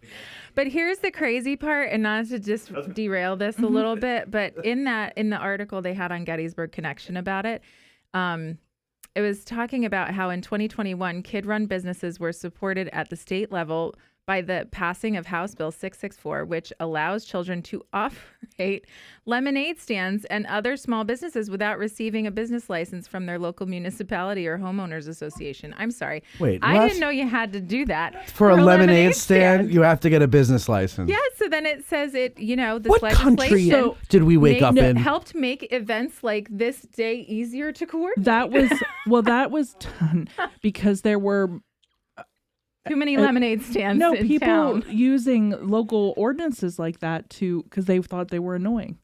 Yeah, and they were shutting down lemonade stands and things that kids do. How terrible! I hate the sound like an American here. But what the frig country did I wake up in? I know. A little kid can't have a lemonade stand because they're annoying? I'm sorry. You, as an adult, are annoying me. You need a permit to leave your house. How does that sound? Right. Those people. The HOA people, the people that run for council, you need a permit to leave your friggin' house and be in my presence. How does that sound? I love it. Oh my God, aggression. I am sick. I'm so sick of permits. Little kids have to have permits. I mean, come on. Don't say the P word. Okay. Chill on the Hill is this Saturday from 6 p.m. My son was just outside. And he was just setting up a lemonade stand like I did, like my grandfather did, like my father did before him and after him. And then this mean woman came up to him. And she said, "Hi." And my son offered lemonade. He said, "We have lemonade, raspberry lemonade, limeade, or an Arnold Palmer." And she said, "Oh, I'd like to see your permit." And my son didn't know what she was talking about. And he came inside and he said, "Dad, this woman with a wart on her face wants to know if I have a permit." And I said, "Well, Wendell Jr., I don't know what you're talking about." And so I went out to the lady and I said, what are you talking about with a permit?" "Well, he needs to have a lemonade stand permit because he's annoying." And I just broke down and cried right there. That my son is annoying. Broke my heart. HOA lemonade stand permits. Ruining people's lives since 2021. All right, go ahead. Chill on the Hill is this Saturday from 6 p.m. to 10 p.m. at the Hauser Hill Event Center. Grant, go F yourself. Grant goes, Wendell is so much better than Matt. It's open to the public, rain or shine. Cottage Creperie and Sarah's ice cream truck will be there, so you can head up there. They do those every once in a while, and they look like really cool events. We should go sometime. The Cottage Creperie. I'll go anywhere. I haven't been there yet. What? I know. I know. We keep saying we're going to go. We never do. We don't go out for breakfast much. You don't need to go for breakfast. No, I know, but they're closed early. Don't they close early? Well, I go for lunch, so they're open at lunchtime. Oh, okay. We can go for lunch. It's really good. They have. It's really good. It's really good is what Bethany's saying. Let's talk about it some more. Yeah. Again, with I'll the food. translate for you. Also on August 17th, Lincoln Social Acoustic Night. The night of music at the Redemption Road Concert. The event will be held at Lincoln Social. A lot at one moment. Oh my God, my gut hurts. It's hard to tell the difference I know. between what Right. you're saying and With what... John Russell Mayer opening at 6 p.m. and Redemption Road taking the stage at 7 p.m. I usually take smaller bites. The Penny Bar will be pouring and our food vendors cooking. Don't miss out on this opportunity to experience live music with friends. Mark your calendars. It is a $10 cover charge. John Russell Mayer. I knew a John Mayer who played music. Not that no, John not that one. No, I mean a local guy. Yeah. And I wonder if he added his middle name. John Mayer? A guy named John Mayer? I once knew a John Mayer, and he played music. I wonder if it's the same one. Because only one guy named John Mayer can play music at a time. Yeah, that's right. Yeah. All right. That's on the 17th. Land Conservancy of Adams County is holding a summer photo contest. So to enter, you need to submit your shots. Take them from the rear. Showcase the beauty of your favorite Adams County landscape by August 22nd. So the deadline is coming up soon. 10 photos will be selected as finalists in each round of the photo contest. You email your submission as a JPEG file, attachment to lcac@adamscountypa.gov by Thursday, August 22nd. In the body of your email, all of this is online. So go to the Facebook page of Land Conservancy of Adams County, and they have all of the contest rules and everything up there for you. So make sure you take advantage of that before the 22nd and get your photos in. Chattanooga. This weekend, or the 20th. Next week. Right? Tuesday, August 20th. It says that right here.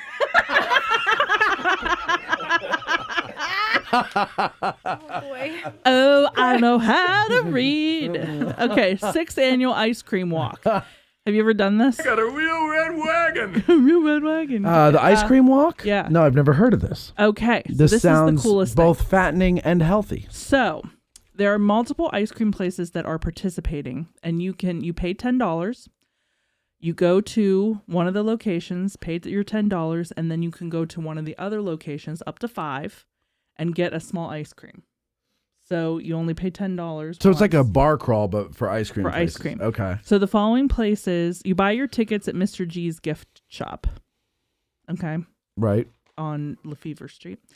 And then the following places are participating. The Baltimore Hill Creamery, that would be John's place. Yeah. Correct. Uh-huh. Cone Sweet Cone, that's right next to the Rub House. People have bad healthcare. Friendlies. The Gettysburg Chocolate Market, which I didn't know they had ice cream. Oh, yes, that's they do. exciting. Oh, yeah, they do. That's right. Do I see Kilwins on there too? Kilwins. Kilwins. Lulu's Finest Ice Cream, that's on York Street. Mr. G's, of course, and Rita's Italian Ice and Frozen Custard. Now, here's the dealio. Okay, there's a deal. Yes. You have to go during their normal hours, so please check online to make sure. But it looks to me that if you go around 6 o'clock, 6 to 7 on that night, you will hit all of them if you're going after work. Otherwise, it looks like most of them will be open at noon or 2. Cone Sweet Cone opens at 2. So it's all day? Well, So it's all day, but use their hours. Their hours. But if you're going after work, I would say 6 to 7 is your prime Hit time. the chocolate shop first, right? Yeah. Yeah, because Chocolate shop closes at 7. Yeah. So the rest of them are open to 9 or 10. But, it's a Tuesday, so if you're going after work. Well, and while you're talking about ice cream, though, Chick-fil-A has the return of its banana pudding milkshake after 13 years. Okay. What do you mean? I don't like banana flavored. Oh, Chick-fil-A banana corporate is ice very cream protective is of their taste the profile. best. The best. What? Banana ice cream. Ugh. I literally said that to Mark the other day.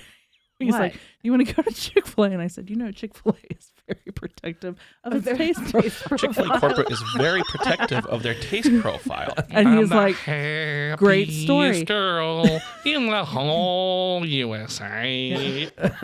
And so the last one that I have is that Fourscore is actually celebrating their 5th anniversary. Wow. Hey, I good can't believe for it's been them. 5 I years know. already. They're celebrating Saturday the 17th. Lots going on this Saturday. We never get out there often enough, but I really love their food, and their beer is good too. Fourscore, ladies and gentlemen. I will say Fourscore. I had a sour. I like sours. I'm not a big beer fan, but I did have a sour, and it's very good. Yeah, I like their stouts. Mhm. And they're very, very nice to you if you're going to have like a shindig. Are they? Yeah. Maybe that's where They we don't have have the a lot Christmas of party. They don't have a lot of room. Maybe we should have the Christmas party there. I think it's big enough for the Christmas party. Do you think so? We'll have to go talk to them. They were very sweet. We So- did. I still can't remember my coworkers, idea about the. go away party. You there. remembered. Oh, and I you remembered told it. me. I told you. Good. Okay, now it's remembered. Once it's in your brain, it's remembered. Thank God for Cindy. I know. By the way, did we talk about her uglying up? No. She needs to do that. Okay, so what is this about now? I caught the tail end of it because I was writing when She's annoying. Look at her. Did you look at her? Yeah. That she's pointing and everything. She's annoying. Look at her. Casey, go to camera 3 so we can get a really good What? look. No. Okay, so what's the problem? It doesn't matter what she does. She always looks cute, always looks professional. I look like I came in like a hot mess. A schlup. Thank you for you don't. illustrating that, Casey. No, I really you appreciate it. Well done. She's Shut up. I really was going to flip you off right there. I'm so sorry. But, so. But everybody watching at home thinks Casey's on the ceiling because you're looking up and talking to him. Oh, yeah. No, there's a TV It's here. the monitor. So, I don't know. She just, it's like, I don't know why I try. I'm just going to stop bathing and I'm just going to come in. It'll be the same amount. But it already looks like you did stop bathing. You walked right into that one. So wait a second. What are you I saying? don't feel bad about she what I comes said right earlier. from work too. But she always looks adorable. It's So why don't- annoying. Can you just So what- ugly up a but- little bit? but That's all I ask. Why don't you I said- adorable up? This is as good as it gets. no, it's not. No. It is too. it I don't isn't. make my. Listen. All right, Okay, then so maybe no take matter her on a what we shopping say, spree. It sounds bad. I already told you I would. No, I You remember this understand was back when we first met, and we still haven't I- gone shopping. Well, yeah. You could bring Ezra.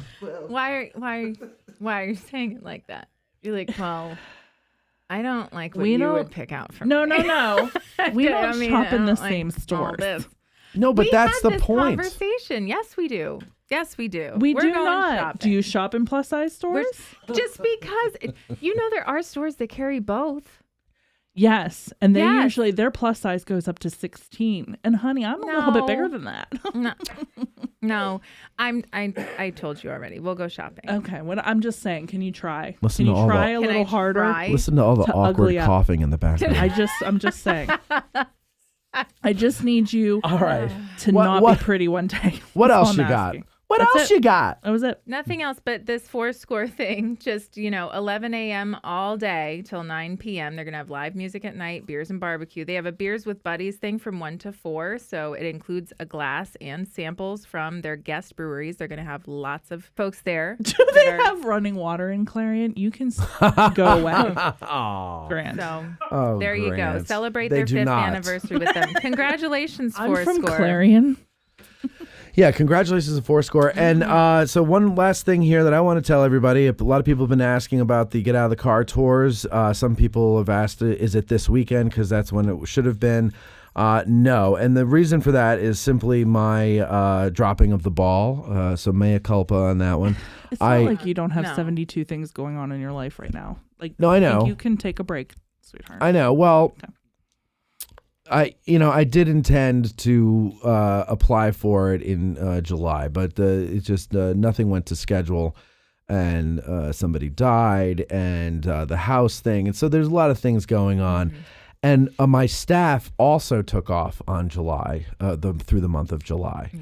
So I didn't have any of my secretaries to do the paperwork that was needed for August. And, you got to give yourself 30 days or more, because it might take 30 days or more to get an answer. And then you might get an answer in 30 days, which would be, yes, you can do this. However, you have to change this, that, and the other. So please do that and resubmit.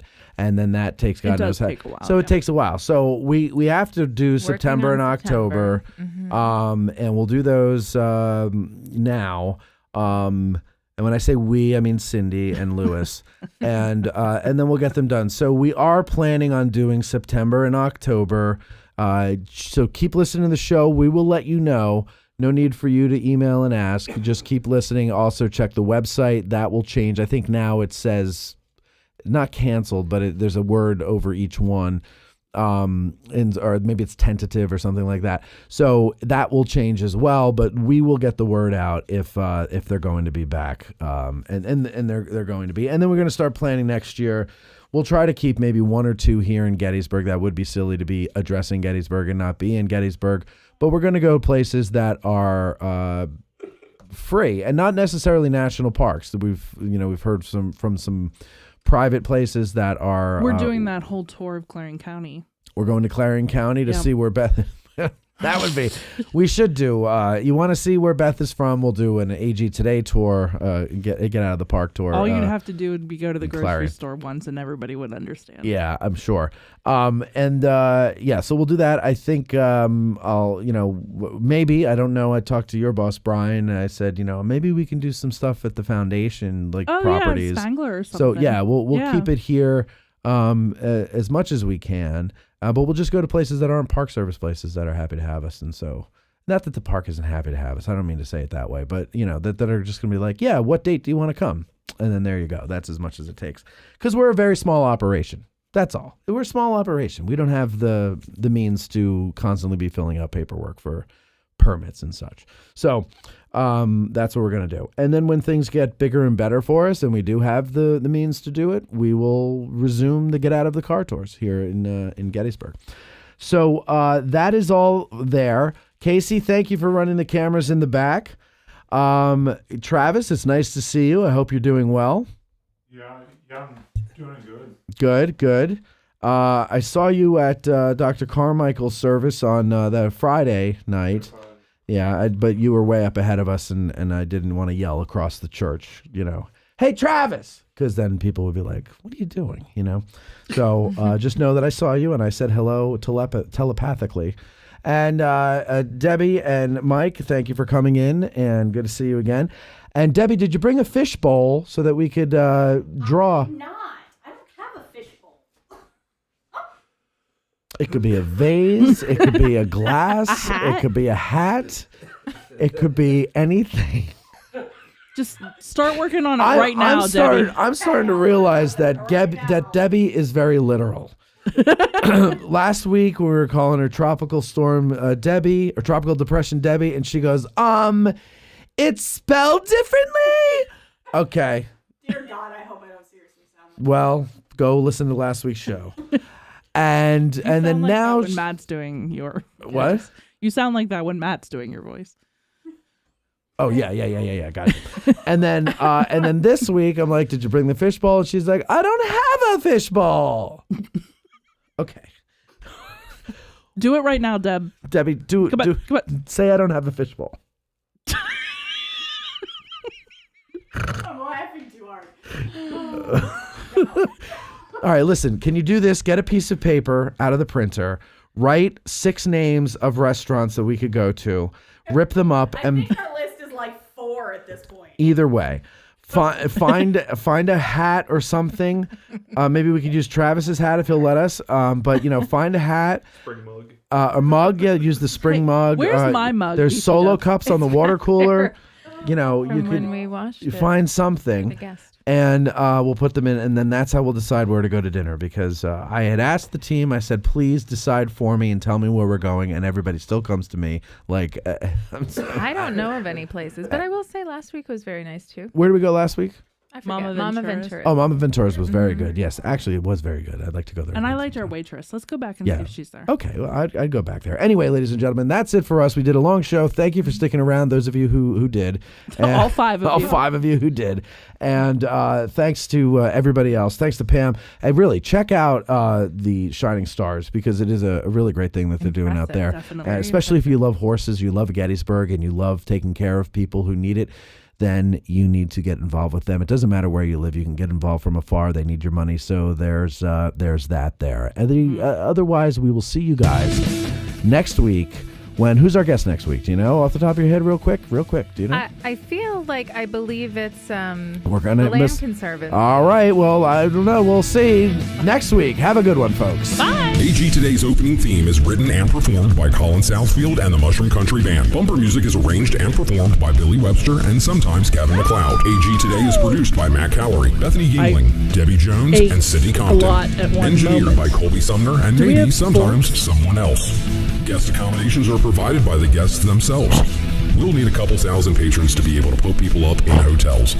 Speaking of patrons, maybe you'd like to become one. Clarion. You'll find plenty of perks over there, not to mention hundreds of episodes that will help you further your Gettysburg and Civil War education. So go to patreon.com/Addressing Gettysburg. I'm Huevos Grande, the voice of Addressing Gettysburg. Thanks for listening.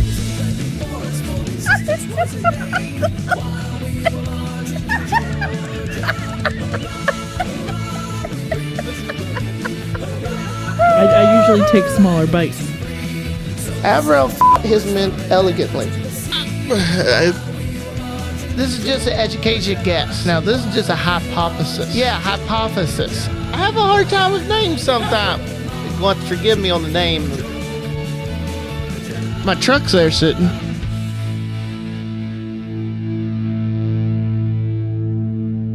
This concludes our broadcast day.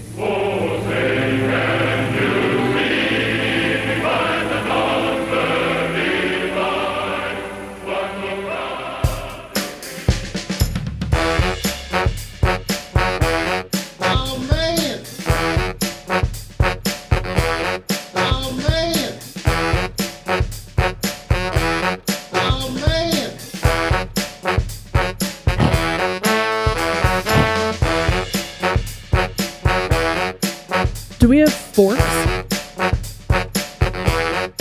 Dun dun. Oh my god, my gut hurts.